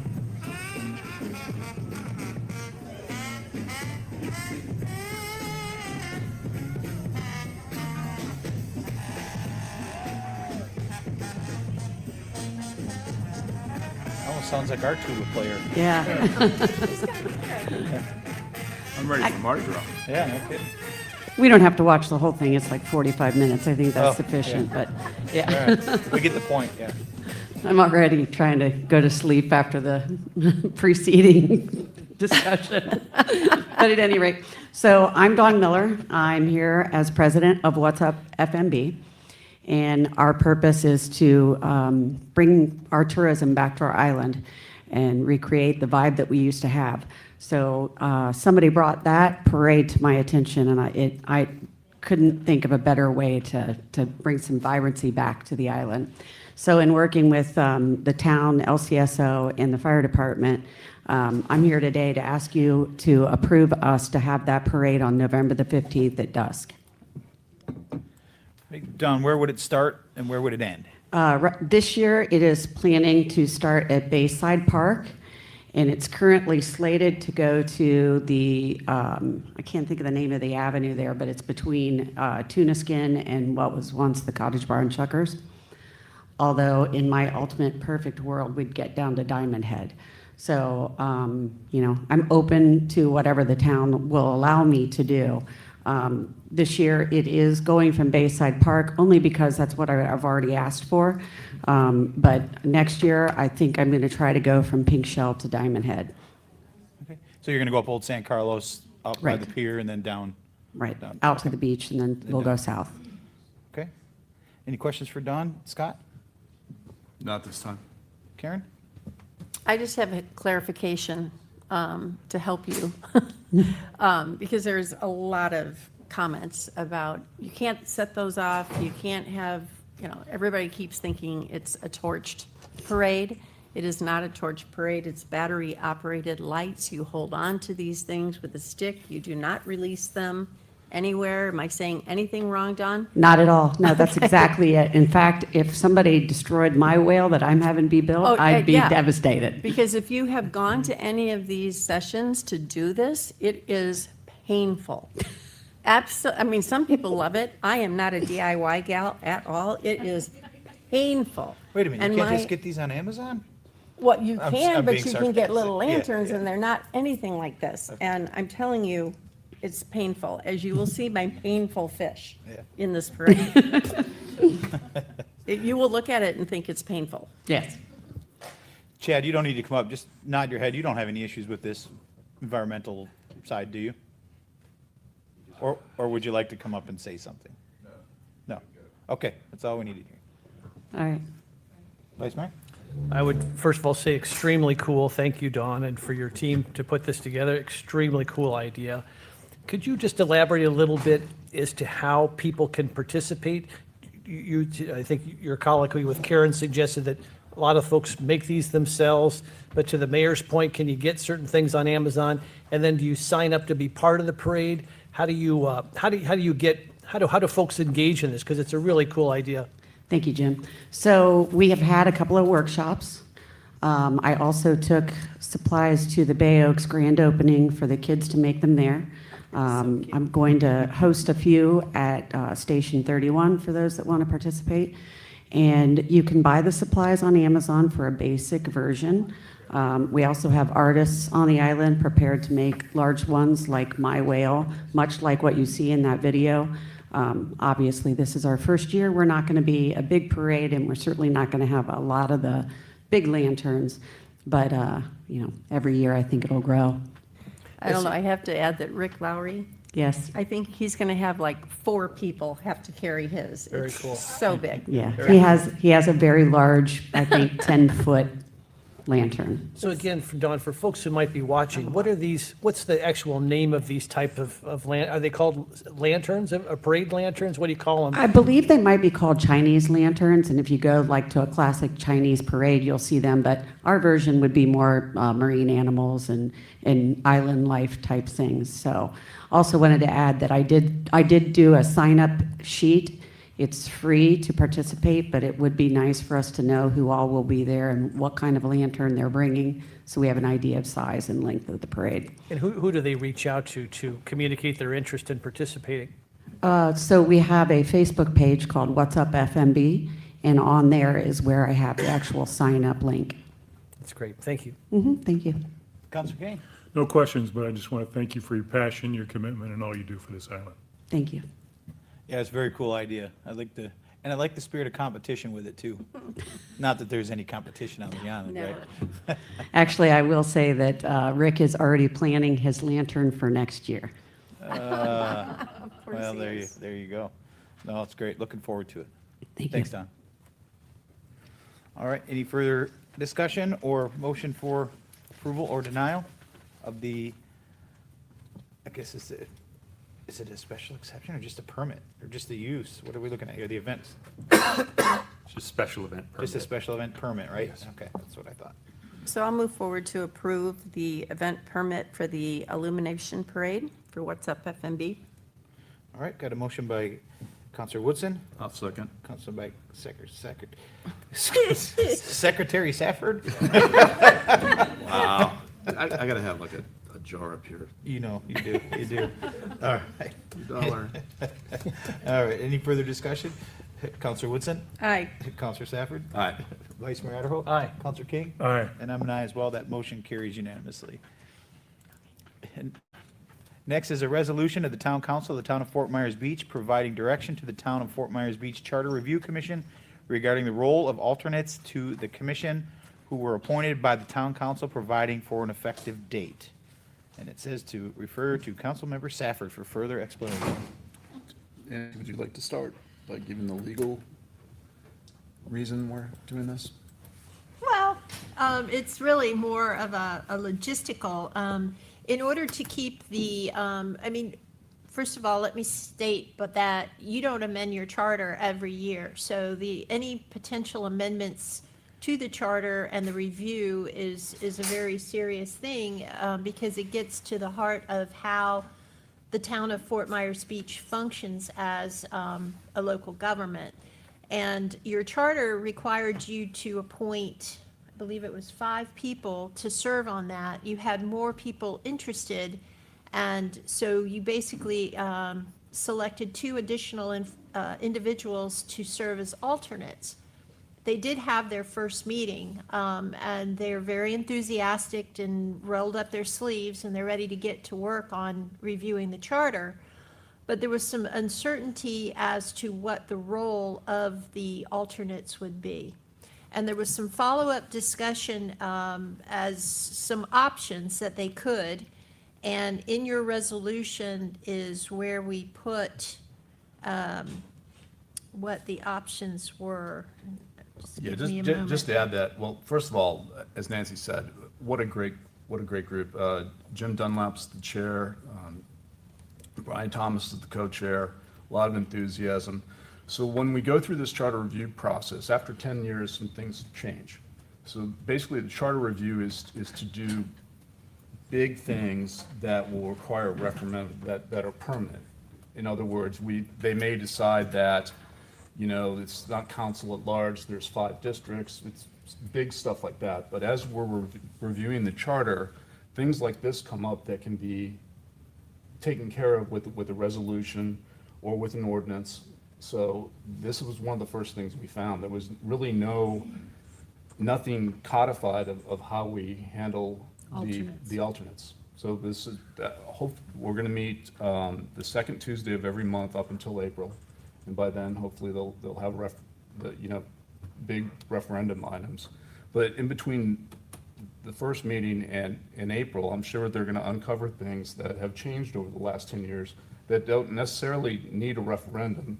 They could be changed by either an ordinance or a resolution. So this is the first one. And so the resolution that's before you today that we're asking for you to approve would kind of set some guidelines for how these alternates can function. Again, having the 2 additional alternates is not in conflict with your charter. It is not in conflict with your code of ordinances. So the guidelines would be that the alternate shall attend all meetings and shall participate as non-voting members. So they would basically sit at the dais, discuss, but when it is time for the vote, they would not vote. And in the event of an absence of one of the appointed members, the alternate that is in attendance shall become a voting member. And then the 2 alternates, so their attendance would be required at all meetings, but they would alternate. So in the event that one person was absent, the first person would be able to vote in their stead. And then the next time, if somebody is absent, then the other individual would be able to vote in their stead. And they also would be subject to compliance with the Sunshine Law as well as Public Records Law throughout the duration of their appointment as alternates to that. Yeah, and they went through this and trying to figure out the best way to do it. I think this way is the most equitable and transparent. I think it's moving forward, it's really gonna help them make some good decisions. So basically, this is just saying the 2 alternates would be there, and in the event that someone doesn't show up alphabetically, the first alternate would then become the voting member for that meeting. Just for that meeting. Just for that meeting, yeah. But what's really good is their input, so that although they're not gonna vote, they can, give some insight, why was it like this, or, hey, what do we wanna do going forward? So the conversations were really good. And the attendance was an issue that was discussed somewhat because of the fact that you want that person to know what the Charter Review Committee has already discussed. So if they don't come to the meetings, then they may not be as up to speed or understanding of the debate of the issue. So making sure that they attend was an important consideration. That makes sense to me. It's similar to the model that TDC uses. You have input, but you don't have a vote, but you're there. Any questions, John? None. Jim? None. Karen? All right. Is there a motion to approve Resolution 25-300, the Charter Review Commission role of alternates as proposed? I'll make a motion to approve as opposed, based on the recommendations from the committee. I'll second. Motion by Mayor Aller, seconded by Counselor Woodson. Any further discussion? I'm an aye. Counselor Woodson? Aye. Counselor Safford? Aye. Vice Mayor Adderhold? Aye. And Counselor King? Aye. Motion carries unanimously.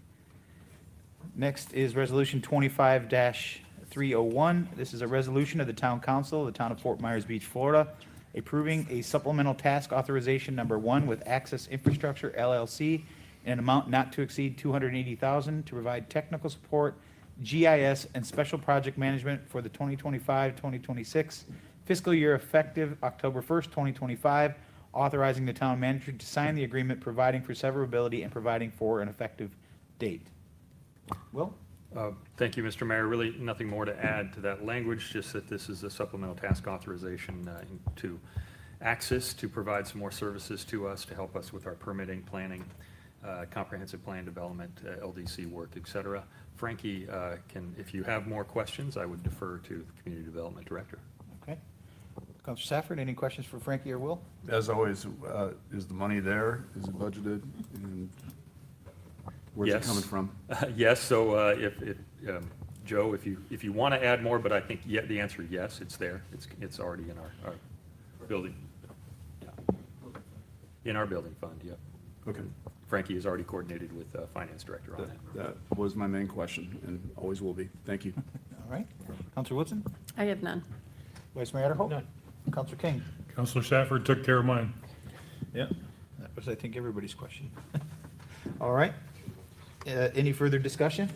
Or is there a motion for Resolution 25-301 for Access Infrastructure, STA number 1, fiscal year 25-26 services? So moved. Motion by Counselor Safford, Second. seconded by Counselor King. Any further discussion? Counselor Safford? Aye. Counselor King? Aye. Vice Mayor Adderhope? Aye. Counselor Woodson? Aye. And I'm an aye as well. That motion carries unanimously. Next is Resolution 25-302. This is STA number 14 for Coastal Engineering Consultants. This is a resolution of the Town Council of the Town of Fort Myers Beach, Florida, approving and authorizing the town manager to execute supplemental task agreement number 14 of contract RFQ-21-09-EN between the town and Coastal Engineering Consultants, Inc. for additional construction phase services regarding resurveys and shorebird monitoring associated with the Estero Island Shoreline Protection Project and the permit required post-construction winter bird monitoring, funding support, stakeholder coordination, and project administration services for a cost of $161,720 and providing an effective date. Will? Yes, nothing to add to what was stated. I'd like to, Chad Schutz to come on up and be prepared to discuss these in more detail, as well as the following item E. Okay. Chad will- Good morning, Chad. Chad Schutz, environmental staff for the town of Fort Myers Beach. So this is the additional construction management, monitoring, and resurveys that were needed for the extension of the beach renourishment project. So the contractor should be picking up this bill. It will, should meet the definition for actual damages in our contract. I think Ms. Nancy's good with that, so if you have any other questions, please let me know. That was a question I had. So Aetna will be covering these additional fees? Yes, it Based should on come the off the retainage for their last pay-up submittal that they will be submitting. Okay. Counselor Safford, questions for Chad? None. Counselor Woodson? I have none. Vice Mayor Adderhope? None. Counselor King? Nothing. Thank you, Chad. You're welcome. All right. There's no further discussion. Is there a motion for approval for resolution or denial for Resolution 25-302, STA number 14, Coastal Engineering Consultants? So moved. A motion by Counselor King, Second. second by Counselor Woodson. Any further discussion? Counselor King? Aye. Counselor Woodson? Aye. Counselor Safford? Aye. Vice Mayor Adderhope? Aye. And I'm an aye as well. That motion carries unanimously.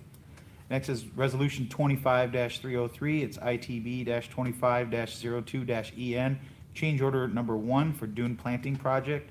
This is a resolution of the Town Council of the Town of Fort Myers Beach, Florida, approving and authorizing the town manager to execute change order number 1 to contract ITB-25-02-EN between the Town of Fort Myers Beach and Earth Balance Cooperation, increasing the contract price to $95,720 to construct the dune plant project and providing for an effective date. Chad? Yeah, so this is for additional plantings associated with our dune planting project. This adds about 25,500 plants in addition to the initial 135,000 plants that were on the contract. We had a few properties, including Diamond Head, Best Western, Estero Beach and Tennis Club, Bermuda Dunes, Leonardo Arms, and Islands Inn that wanted additional plantings, additional width, and we're happy to accommodate that. It's going to help stabilize the sand and provide additional habitat for our nesting sea turtles. This will be picked up by the FDM grant, and so no cost to the town directly. Counselor King, questions? Yeah, a couple. I discussed with town management before the need to address the invasives or the sand spurs. Are we doing something about that, or is that up to the individual property owner, or? So yes and yes. According to the dune management plan, it is up to the property owner. However, town staff has been out there with the initial planning to clean up sand spurs, in addition to the accesses and the new plantings where we had some colonizing growth from sand spurs. They're a native species. That's what they do. They're going to get in there. It will keep feet off the dunes if you do want to protect your dune and not have people walking through there. Sand spurs are a great solution for that, but at the property owner request, we did remove those sand spurs and continue to march down the the dune alignment and get those out of there. And to piggyback on that, since you mentioned folks walking through the dunes, we've got that happening on a regular basis. And yesterday, well, actually Saturday, I guess I watched Lee County Sheriff's Office drive their buggy over along the dune. What are we doing to prevent folks from traversing that? So we have some stakes at, do you know where they were driving over it? by chance? Carlos Point and into Islands End. Okay. So we can reach out to them and educate them on where it's at and what we've done. So we're putting out some stakes. We've concentrated on the downtown area. That's the most frequented areas. I haven't seen on my patrols, there's a few spots here and there, but by and large, people are finding those sandy paths and using them. So we can reach out to Lee County Sheriff's Office if property owners would like some additional staking around their property just to delineate where the accesses are and call attention to where people should not walk. We'll certainly respond to those requests. Thank you. Vice Mayor Hope.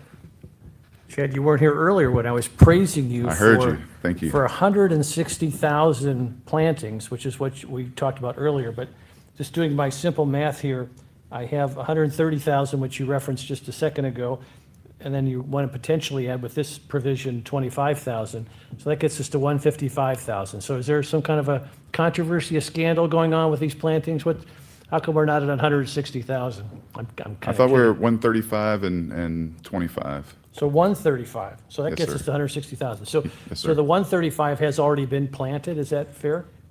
Correct, yes, sir. And so you're hoping to plant these 25,000 additional plantings? Correct. Yeah, that's spectacular. I thought the 160 were planted, but I'm still excited because that's a huge number. I mean, could you just give people an idea? I mean, the warehouses or where these were grown, I mean, not warehouses, but Yeah, greenhouses. greenhouses. I Yep. mean, this was I assume, how many people were involved? Were Yeah, they it's, literally bending over, planting one at a time? Are there machines that do this? I mean, this is a pretty big deal. The island ought to celebrate it a little bit. Yeah, I'm not in a position to give away any trade secrets of Earth Balance, but it is quite the operation. I was very impressed at the warehouses that whenever we made the visit to do a quality assurance on the quality of the plants that were going to be coming towards Fort Myers Beach. But saw all the different stages from the very, right when they're sprouting and very delicate to where we got them right before they came over here. Healthy root systems. They actually, the railroad vines that they had were, it could have been up to 6 feet long, and they actually trimmed those before bringing them over here just because of the tanglement and all that. But the roots, the health of the roots is really what we're putting that money towards, and But it is shows. somebody physically planting each individual planting, or is there a machine that does it? Again, I'm not in a position to Oh, come on. disclose. Yeah, I don't know, Vice Mayor. You must have been out there when they were doing it, right? Not the initial plantings, no. I think witnessed it, and it was done by people. Each individual planting hand planted, is that I think correct? they sprinkle a few seeds, and they actually send, so the COs that are, In some cases, they drill down, and oh, so we're talking about, I didn't know if you meant in the, No, the 135,000 that have already been planted, were they planted individually, plant by plant? in the greenhouse, or are we talking about out here? On the beach? Oh, okay, I thought we were talking about out on the No, beach. no, no, no, I don't Okay. need to- I don't mean, need to know out their in the- trade Out in the secrets of the greenhouse, yeah, greenhouse, so out on the beach, it's just a auger that they're using, just a hand auger. It's almost like a weed eater kind of thing, except they have that implement, and they're just, poking it down 160,000 times. Bigger type thing. And is the plant then part of the auger, or is it you have to Nope, then? they're do a dropping it in. Separate drop? They're dropping it in and moving the sand over with their feet and moving along.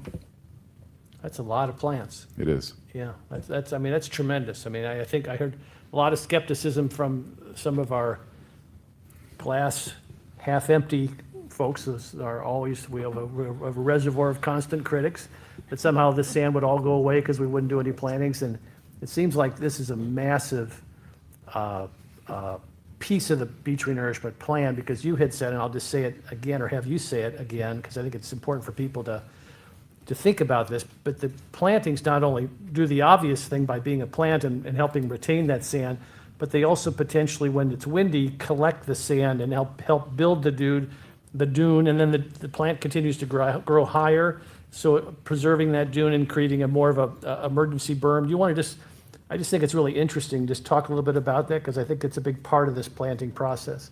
Yep, I mean, you said it very well. So they're sticking up, the wind's gonna slow down while it breezes by there and drop out some sand. And as that happens, minute after minute, day after day, and month after month, we get a dune built up, and it'll offer elevation for those waves to hit and break before, instead of breaking on the infrastructure and upland properties. And the properties that you referenced that will be supplemented with this provision, they've already been planted, but these will be additional plantings? Right, so, yeah, this change order is in addition to that 135,000, and we have some more to plant in front of Leonardo Arms, and we are gonna be coming back hopefully with another change order for some additional sea grape plantings, beach access plantings, and some canopy trees. And that's obviously because these areas are prone to serious erosion. I mean, it's obviously to supplement the areas of the beach that are most vulnerable. Yeah, erosion. The sea grapes are going to be a bit more woody, so they would act similar to like what the mangroves do in the Back Bay, helping that wave action stabilize the shoreline to that wave action. So the sea grapes will have those, in addition to the woody stems, a little bit more of a deeper root system, and also offer the benefits of shielding light from our parking lots and the parking areas underneath the condos. Would you mind referencing the names of those properties that will receive that supplemental planning? I think you went through them. I think they're on your list.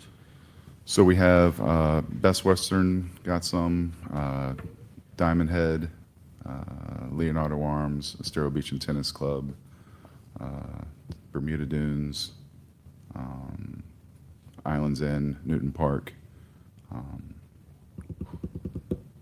think that's all of them. All right, that's great. Thank you very much. Thanks for your efforts. Counselor Woodson? I have no questions, but I just think it's a great job to walk along the beach now compared to what it was. I mean, it's just heaven. Yep. So, thank you. You're welcome. Counselor Stafford? Yeah, again, what the beach looked like 3 years ago, even a year ago, and what it looks like today is It's night and day. night and day. Thank you for all you do. Y'all are welcome. If anybody else wants to sign their easement, reach out. We'll get the plantings in, and then you'll enjoy the benefits of the dune management plan. Should they reach out to you directly? Yes, sir. Okay, what's your email address? CHADD@fmbgov.com. Okay, do you want to provide your number or no? 239-462-8127. Very good. The other question I have is, how fast can people, I was at Diamond Head this weekend and saw how they're doing plantings have, and I know they were kind of ahead of us, but they're really growing in nicely there and really filling in that dune. What can people expect as far as growth over a year to see those plants increase? Yeah, so it'll pause out a little bit as the days get shorter and the weather climate gets a little drier. The other thing I've noticed is the ones that are on grade, where our emergency berm got washed out and they're on grade, they are growing a little bit quicker. They're a little bit closer to the water table and maybe have a little bit more sitting water after the rains versus the ones that are up on some of the berms that we were able to rebuild with overwashed sand after Helene and Milton. So those look like they're, you can just tell there's a little bit more lush down closer to grade than there is up on the berm. But other than those differences, they all seem very healthy, and it will take, on the order of years to get healthy dunes back. But hopefully we'll be blessed with a few more calmer storm seasons like we had this season, and they'll get a chance to establish. I think what you meant to say is we will be blessed with Yes, sir. countless years. Yes, sir. That's what I thought. I don't always have the greatest hearing, so that's what I thought I heard. No worries. Thanks, Chair. You're welcome. All right. If there's, Mr. Mayor, yes, if I could just add, Tom Yazzo did reach out already to LCSO about, to answer your question about driving over the dune plantings. They acknowledged, but also just to emphasize what great partners they are. There were some extra patrols the past few days here on our beach, in our area, to help us enforce the leash law and the no motorized vehicles on the beach ordinances, which we've seen an increase in that with people returning, to the beach because our beach is so great. We got the message to them to use the sand access points to get on the beach. Yeah, and I apologize. In no way did I mean to disparage them. I think it's just more of an awareness and educational. No worries. All right, thank you. Is there a motion to approve or deny Resolution 25-303? I would move that motion, Mr. Mayor. All right. Got a motion by Vice Mayor Adderholt, Second. seconded by Counselor King. Any further discussion? Vice Mayor Adderholt? Aye. Counselor King? Aye. Counselor Woodson? Aye. Counselor Safford? Aye. And I'm an aye as well. That motion carries unanimously. Our last administrative agenda item is Resolution 25-304, ongoing miscellaneous professional services, RFQ-25-06-AD. This is a resolution of the Town Council of the Town of Fort Myers Beach, Florida, approving 7 individual professional service agreement with the following firms, which were negotiated by town staff as directed by Town Council on August 18th, 2025, in response to RFQ-24-06-AD, entitled Ongoing Miscellaneous Professional Services. Number 1, ADG Agriculture LLC, LLC, Bowman Consulting Group, 3, CW3 Engineering, 4, LGA Engineering, 5, Tetra Tech, 6, Traffic and Mobility Consultants, and 7, Weston and Sampson Engineering, authorizing the town manager to execute an agreement with each of the top-ranked firms for each category of work within the request for qualifications and which were successfully negotiated, and providing for an effective date. Will? Yes, Mr. Mayor, in continuation with the directive from council, we've continued negotiations with the firms for our Rolodex of professional services. Our contracting team, as well as finance team, and the appropriate directors have completed 7 more negotiations. We've reached agreements with those, and these are proposal for those 7. After this, we will have 9 remaining of the 32 for consideration. Counselor Safford, any questions for town manager? Not this time. Counselor Woodson? I do not. Vice Mayor Adderholt? None. Counselor King? Nothing. I do not have any either. All right, is there a motion for Resolution 25-34, either Can I approval or make deny? a brief comment? I suppose, I guess I should just have checked. wanted to acknowledge staff and thank them for all their help in doing this. This was a total of 32 contracts that needed to be created, negotiated, and then brought back to you for approval. And they did 16, now they've done 7, so they only have 9 left. So I just wanted to give them a shout out. Very good. All right. Anyone else? Amy? No? Deputy Town Manager? No, sir. Okay. Is there a motion for Resolution 25-304? I'll make a motion to approve. I'll second. I got a motion by Mayor Allers, seconded by Counselor Woodson. Any further discussion? I'm an aye. Counselor Woodson? Aye. Counselor Safford? Aye. Vice Mayor Adderholt? Aye. And Counselor King? Aye. And motion carries unanimously. Next is final public comment. We What do you do have somebody. Okay. Hold on, let me wake my phone up. It is Agnelis, okay, Come on up. and Armando Martinez. You gonna go one Are at you a gonna- time, or are you coming up together? One at a time or together? Together. Okay, got it. Good morning. My name is Agnelis Martinez. He's my husband, Armando Martinez. I have a question because I try to explain you. My English is not perfect, but we have the catamaran in the mooring ball field. Then usually I pay 400 something every month because I using the ball for long time. Then now I see in my bill the amount is going up, is 500 something. Then I have a question is some reason for the change? Because I have too many friends in the boat. I use in the boat, I park in the boat all the time. Usually I go to the Key West or Dry Tortuga or whatever. Anyway, I pay the boat, but now it's really high for me. Then I am not sure what happened, why they going up.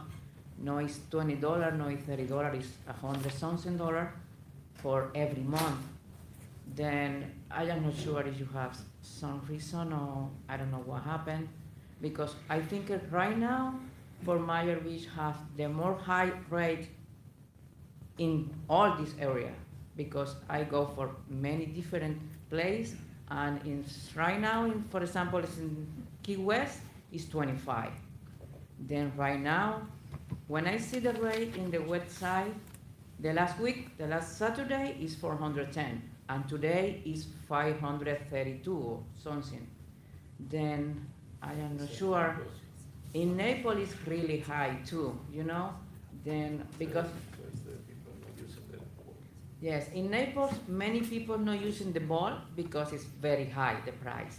Then many people go for the federal water and it's free, you know? But I think for me, for my boat, it's better using the ball, you know? Then I am not sure is what happens if you have any, then is this one now is the price, we need to move the boat, you know?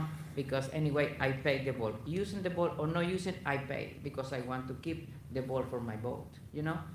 Then maybe, I think maybe the reason is for the, maybe you need more money, but I think maybe me and some friends in the board, he say me, this is the price right now, I move the boat for the next month. Then is I move my boat and many people move the boat, what happens? Then do you not have 400 and 500?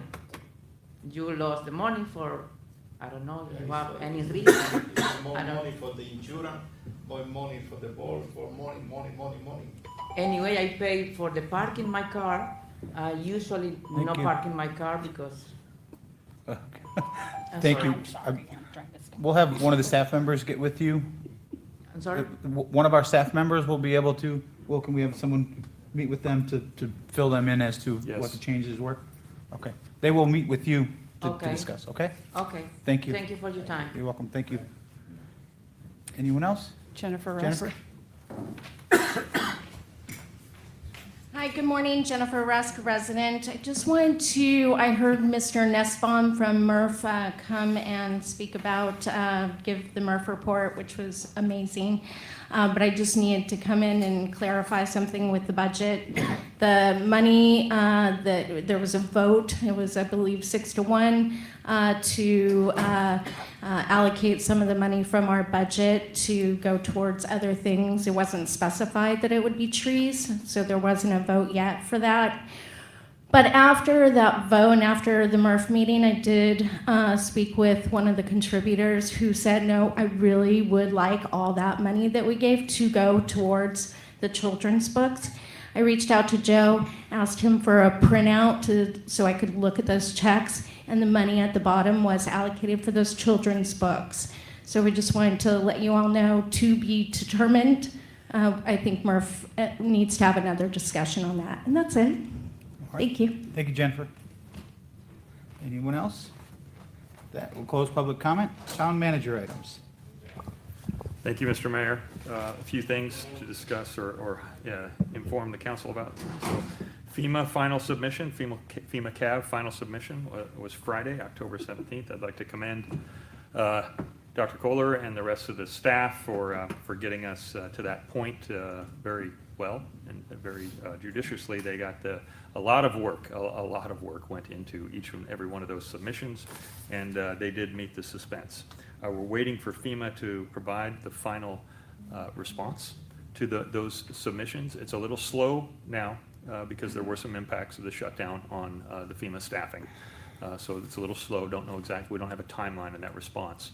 But what we are moving forward with anyway is putting together our submissions for the community rating system, which would be the next logical step in that process. And as possibly a good indicator, we were already provided the point of contact for our CRS representative in that process to start working with them already from the FEMA Region 14. They gave us that, so that's a good indicator, but not receiving the final letter of the CAV visit yet. I'm hedging a little bit on that, but it's good. We continue to work with that team, and I'll let Tracy please add anything to that if you'd like. I think that Will said it perfectly. I'd like to thank Tom Yazzo and the code compliance staff, Frankie and his staff and the floodplain manager for all of their hard work. They're notifications, their documentation. We had some pretty good discussions with FEMA on a case-by-case basis with each one of the properties at times, and really just helping them understand our situation and how our floodplain regulations apply to a specific property, and we feel like we've moved in a really great positive direction. Again, thank you to the residents who are coming forward and providing those documentation pieces that we need, such as elevation certificates, updated surveys, et cetera. That really helps with our documentation with them. And we look forward to the final letter and potential clearance. Can you just give us an update on the roughly 100 properties, how many we have gotten official word back that have come into compliance? We originally had 252 properties on the list, and we are close to 80% compliant. Someone wants to do the numbers. Let's see here. That'd be 20% of the a little over 50 properties that we are either going through an NOV, NOH through code compliance, or we're waiting on litigation through the circuit court, or that we just need guidance. For example, the flood panels, we're waiting for guidance from the state, from FDEM, the Florida Department of Emergency Management. Great work. I know you guys worked really, really hard on this, and Yeah, staff did. being involved in a lot of those conversations, it can be very painful and very frustrating, but And you guys we did a great job of making it We dead. appreciate the other opportunities for community leaders to talk to our political Yes, components to that as well. So thank you, Mayor. absolutely. What else you got, Will? Okay, continuing on, this Friday night, Bay Oaks Fright Night is coming up this Friday night with music, bounce house, candy prizes, costume contest. I look forward to judging there, I think, along with a couple of council members. So it should be a great event. I invite everybody to attend this Friday night. Also like to highlight the community services team for coming up with I think, a really good interim solution for lighting down in Old San Carlos Boulevard. I directed them to look at another interim, maybe an improved interim solution for some solar lights down there to provide some nighttime lighting. And I think the solution was pretty good. I went down and checked it out this weekend, and I heard some feedback from others that were appreciative. It's not the long-term solution. Our team is still working with the county on the CDBG project and others that'll continue, are ongoing down there. And then finally, two things. Thank you, everybody, for wearing pink today in some form or another for Breast Cancer Awareness Month. I really appreciate our continued support for those efforts. And received word from the fire district that they are also working on a strategic plan. They sent out or will be sending out a survey to residents of the beach. And they asked me to also forward that to our town staff and to all of you if you haven't already received it. So just FYI on that. That's all I have. Okay. I'll just piggyback on what Will offered, that I was there yesterday when one of the business folks came up to you and was pleased with the lighting. So that was great feedback to hear and nice to know. Yeah, I think it's, Frankie, the third time we've had to put lights up due to infrastructure destruction from storms, so nice to see we can get some lights back there again. Any questions for Will? I have one, and I keep pounding on this, but the light at Old San Carlos and Estero, do we have any other information on that? Because you can already see as you come over the bridge and how it's starting to get backed up. With the busier we're getting, people are crossing like crazy, they pay no attention, and it's going to be an issue. Go ahead, Frankie. Good morning, Frankie Kropacek, Director of Community Development. We've talked to Mr. Rob Price with the county for almost every other week now on a couple of other different projects. They have put that out for bid. As far as the electrical portion of it, it has to be raised for that light. We can check with them on Wednesday to see where they're at, and I can report back to you when we have our meetings. But currently, we know basically what you know. We've been asking for the last, I think, almost 2 years now to get a little help with that.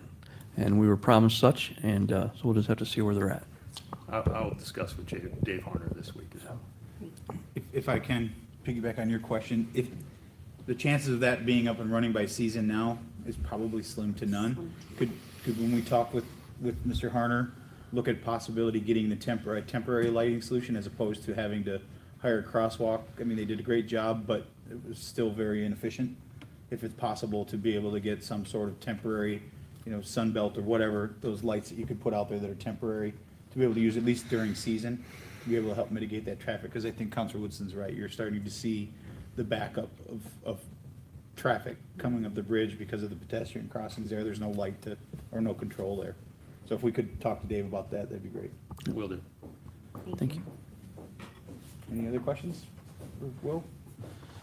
Town attorney items. So I have two items. First of all, I do want to acknowledge the hard work that Tom and his team of code enforcement officers have done, being the recipients of the various cases that FEMA has asked us to go ahead and move forward with. They've done a really hard, they had to dig deep. As everybody knows, paper doesn't float, and going to the magistrates, making sure that we have our cases tight. I do want to go ahead and recognize them publicly for their hard work, because I basically work with them and review their work as that process goes forward. The second item deals with our meeting that we will be having with the school board on November the 5th. There are requirements under the statute for advertising, and there's other issues that have come up. I think at the last meeting, there was some discussion about, well, will the public be able to come and participate? Where are we going to have it?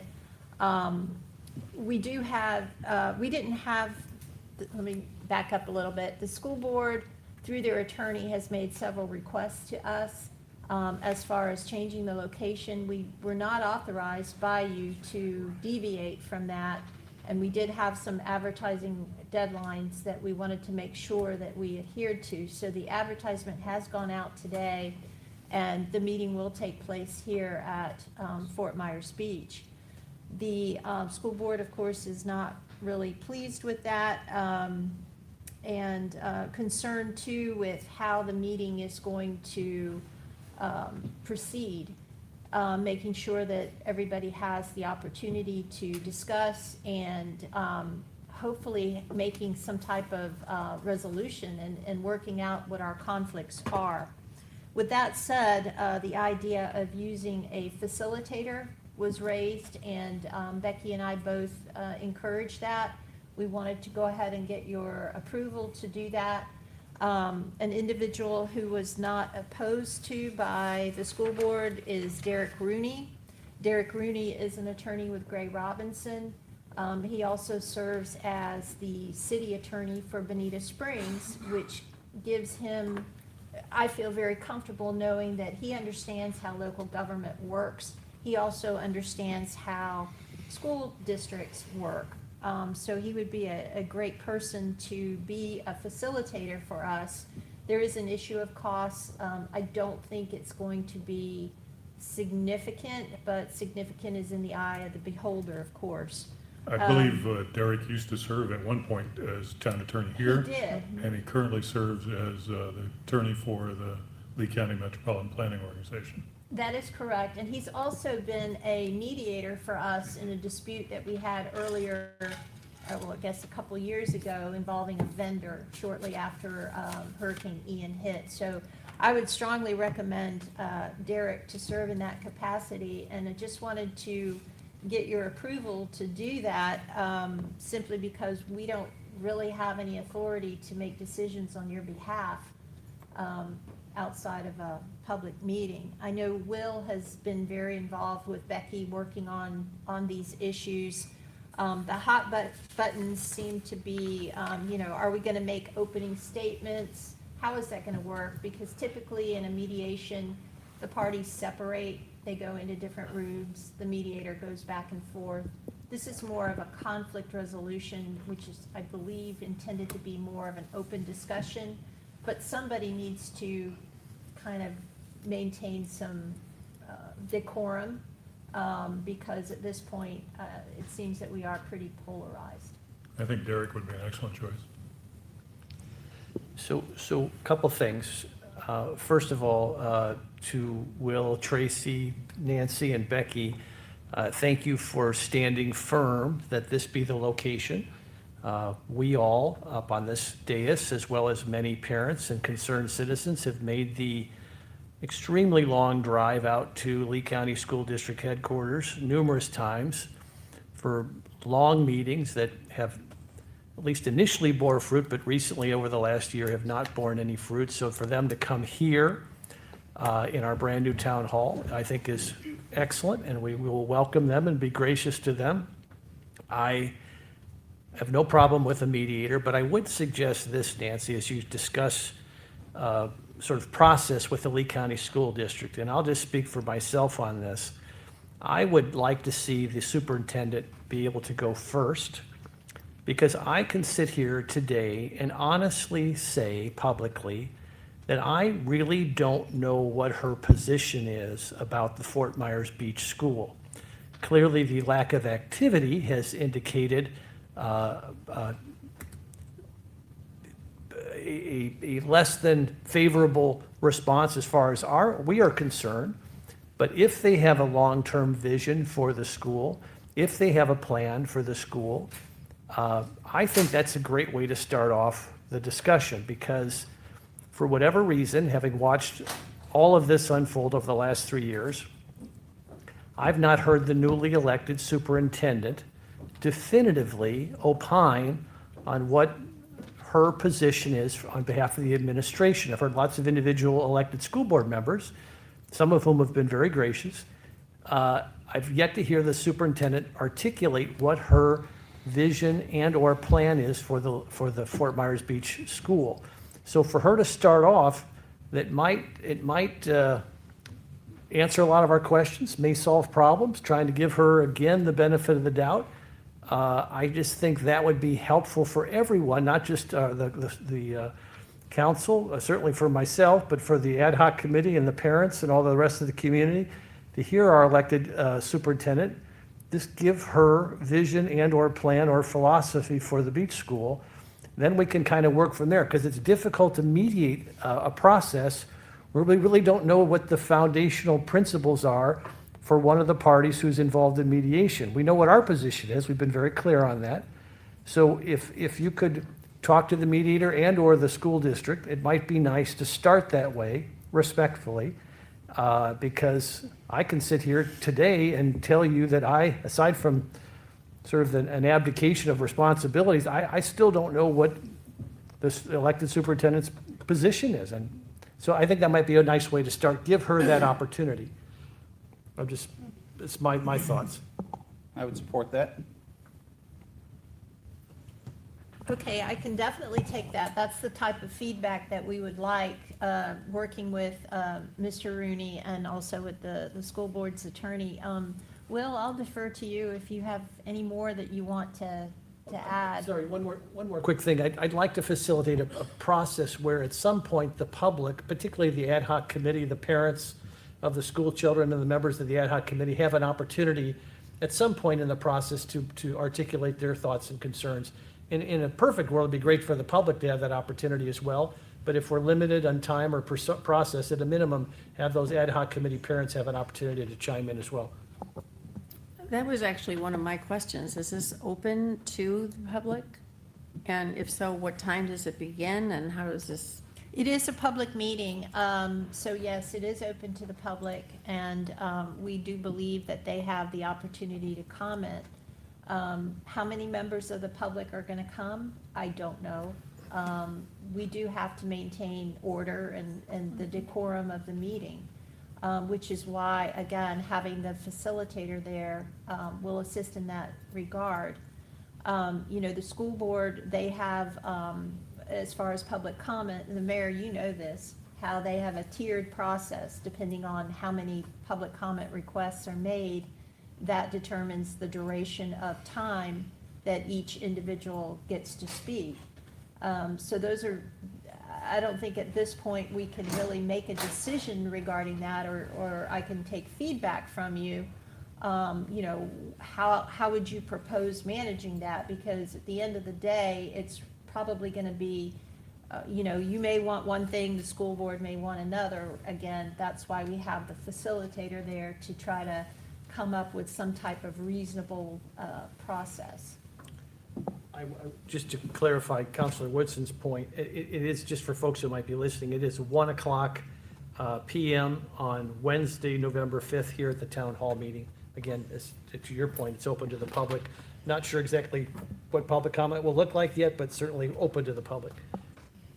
I mean, I guess I would be a proponent of keeping the structure that we have during our normal meetings. I understand how they do it. I certainly don't expect us to get nearly the people that they see at their meetings, like we saw at the last meeting, that through their policies and procedures allow them to decrease the amount of time to speak. I do have spoken to several ad hoc committee members that would like to come and say some comments, and I think they've earned the right to be able to say their comments in their own hometown, if you will, and not be, their time should not be any shorter than what they're allowed to speak here.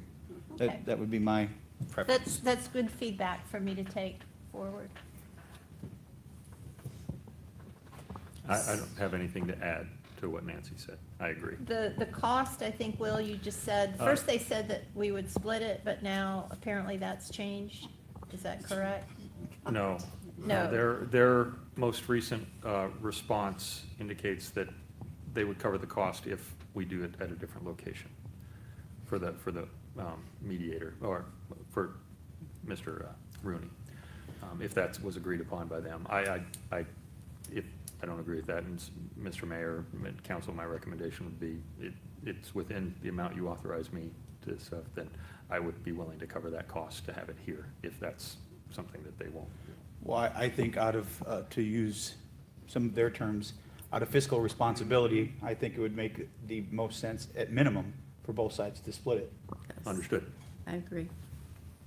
And we'll add that to our negotiations. And that they'll pay is, location of their choice. No, it's going to be here, we've decided that, and split. Okay, and if they say no, Derek doesn't work for free. I mean, we do have to pay him at some point. It would be my suggestion, if they say no to splitting the costs, apparently the 29 million and change is not enough each year, I would say that I would trust this mediation session to be led by our council and their council, and then you all determine the process amongst the two councils, and we would not have a mediator then at that point if they would not split the costs. I think we have excellent counsel, and I think they've got a very professional counsel that we could work through a process internally that could facilitate a good dialogue. Yeah, I support that direction. I think makes the most sense. Both parties are in the interlocal agreement. Both parties should bear the cost to see it through. My only concern is that the cost that we're talking about is basically perhaps, 4 hours to 8 hours of whatever his hourly rate is, and to be able to not go forward. No, we would go forward. I think what we're trying to, at least what I'm trying to say, and it sounds like the mayor agrees, and I'll be interested in my other colleagues' view, is that we would use Derek's services if we split the costs, and if we have to incur the cost, then we would just allow our council and their council to facilitate the process.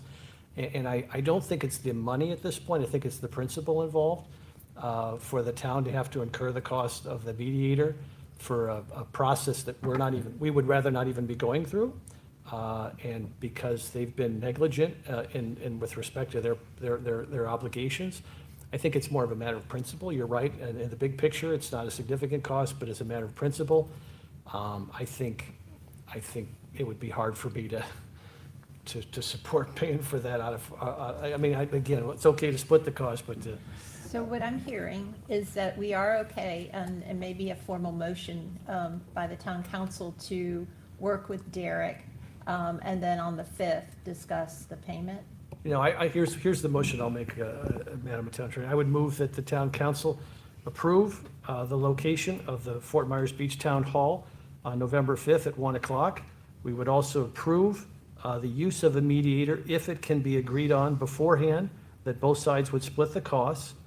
If one side or the other refuses to split the cost, then we would just allow each party's town council and their Lee County School District Council to then become the facilitators at the meeting on the 5th of November. And then we would proceed accordingly. Second. We got a motion by Vice Mayor Adderholt and seconded by Councilor King. I think we should add in there legal counsel as opposed to just That's fine. town council. That's fine. I would make the motion as amended. Councilor King? Second amendment. All right, got a motion and a second. Any further discussion?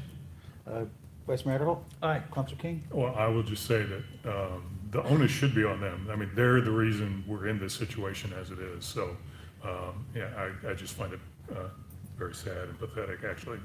I will vote aye. Councilor Safford? Aye. Councilor Woodson? Aye. I agree. I think in the spirit of continuing to stay open-minded and conversational, I will be an aye as well. Okay. What else you have, Nancy? Thank you. No, that's enough. Two items today, so That's that's it? good. Okay.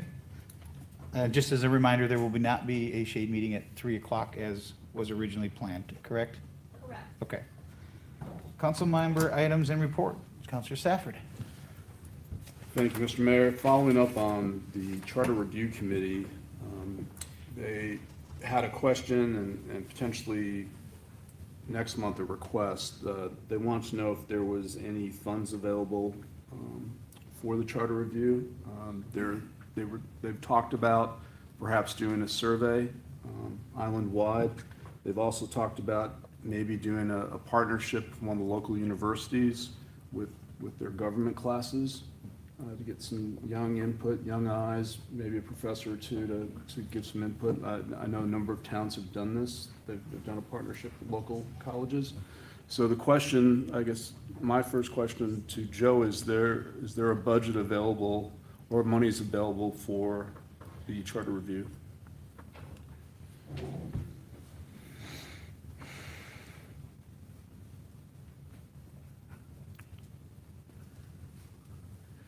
Joe Onzik, Finance Director. There isn't anything specifically available, but with your approval, we could certainly take whatever portion you're speaking of from the contingency account. That would be really the only source. Okay. I'll bring that back to the committee and there we're gonna try to get some exact costs so we know what we're looking at. So Very good. if my colleagues here agree, I can take that back to the Charter Review Committee and say, hey, if we're gonna do this, there potentially could be, but I wanna know what the exact cost is gonna be. Yeah, please, because, there are different avenues for surveys that are free. And I would hate to think there would be a cost associated with a university, but I don't know, so, but please. So we all, let me rephrase that pronoun, they all agreed that we're not gonna pay a consultant, we're not gonna go out and find I hate the word consultant, but this would just be a survey, but somebody would have to, take the information and put it together. I'd also like to see, when they say survey, we've seen a lot of surveys that have been done that just haven't reached anyone. Right. So what kind of plan they foresee to be able to reach the most amount of residents to be able to fill out that survey? Because so far, most surveys you've gotten less than 100 people that have filled out a survey, so. I think they had spoken about that too. They want to make it as far-reaching and as pinpoint as possible. So, Very good. I'd like to see what their plan is to be able to achieve that. If they, okay. That's all I have, so I'll take that back to the review committee in 2 weeks. Okay. Thanks, Scott. Councilor Woodson.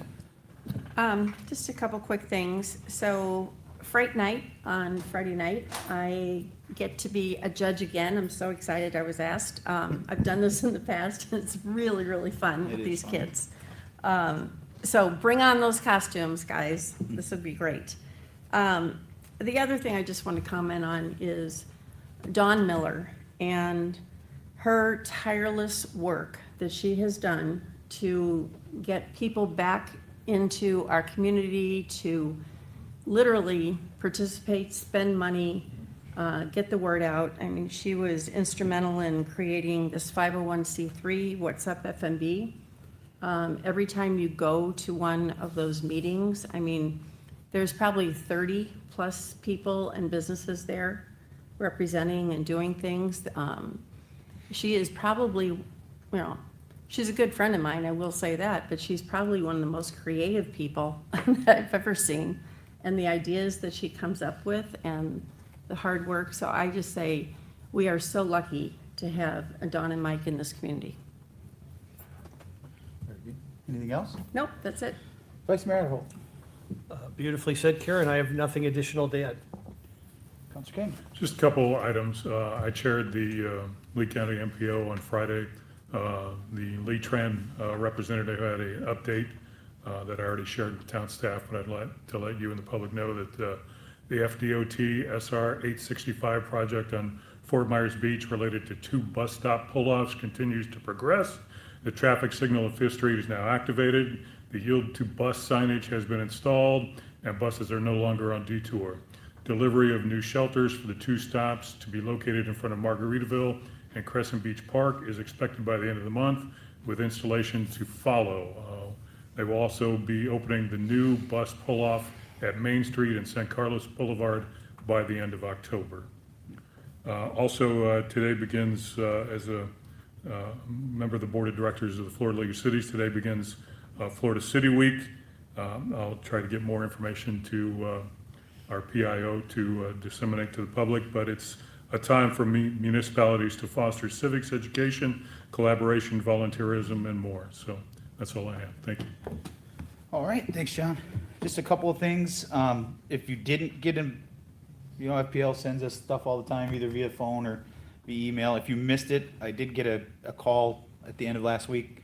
I'm sorry, I don't remember the exact dates. I didn't have a pen to write it down, but they let us know that there's going to be drones flying overhead looking at the lighting situation on the island. So if you see some drones flying over, that's more than likely what it is. I just wanted to make people aware that you don't have to freak out and call the town. That's probably FPL doing their surveys from above. Because last time a drone was flying around, I got a call from my wife, and it was the end of the world as we know it. There's a drone flying down our street. So I just want to make sure everybody was aware that you're probably going to see some drones over the next week or two. The other thing is a lighting update. Usually on a call every Friday with FPL about the update on Estero Boulevard. As you see, there's more poles, more lights going up. The county is currently working on doing the crosswalk, so that's why you're seeing some sections where there's poles and lights on it, some sections they're not. So they're working concurrently with the county or with the FPL, who's doing the work for us. They're scheduled tentatively the first week. Thank you to Representative Botana for his help in getting FPL or getting FWC to the table. They want to do a final review before they sign off on illuminating or lighting, energizing the lights, making sure the shield's in the right place, things like that. So the first week of November, if I remember hearing correctly, they're gonna be down here hopefully to be able to sign off on some of that. So some of the south end segments that you see the poles and the lights on, hopefully at the beginning of November, you should start to see those energized. I know Jeff's been working with FPL closely to get our load center areas identified and contracts set up to be able to get those done. So as of now, they're still on track as far as they tell us, the end of November to finish the project. They're working currently on the North Estero Boulevard boring, so if you see them up there, they're going to be doing some work very soon speaking of Old San Carlos and Fifth, they're going to be doing that area. So you're going to start to see some light stanchions going up in there. But we're getting closer. It's been a long time. A lot of us have been working on this for 6-7 years, so we're getting closer. Thank you, Will, for the update. I was going to give that, but you already did on the Old San Carlos Boulevard. There's some lights down there now. And then the last thing I have is this Wednesday from 6 to 8, speaking of the school district, Margaritas, if you know Margaritas, was on the island before the storm down in Times Square and are now set up off of 41 in Fort Myers Estero from 6 to 8 this Wednesday. They will have a panel there with Superintendent Carlin, Member Fleming, and Lee County Sheriff's Office, Carmine Marcino will be there. I encourage anyone that would like to share your thoughts with the two board members, with the superintendent and the member to be respectful, but do show up and ask your questions. They will be there. I don't know if it'll be an open question answer forum, But certainly, if you have some questions, or you have some thoughts, or, share your passion, but be respectful. Be a good person. Don't go there screaming, but I plan on being there to share my thoughts, obviously, with the superintendent, and looking forward to those discussions on November 5th. With that, yes. I just want to remind everyone that this Wednesday at 9 a.m., we're going to have the all-committee sunshine training, records Very good. training, here in Chambers, 9 a.m. Should only last an hour-ish. And that is for all committee members. All committee members. We will broadcast it also. Okay. Very good. If there's nothing else, Councilor King? In the immortal words sung by Sly and the Family Stone, I want to thank you for letting me be myself again.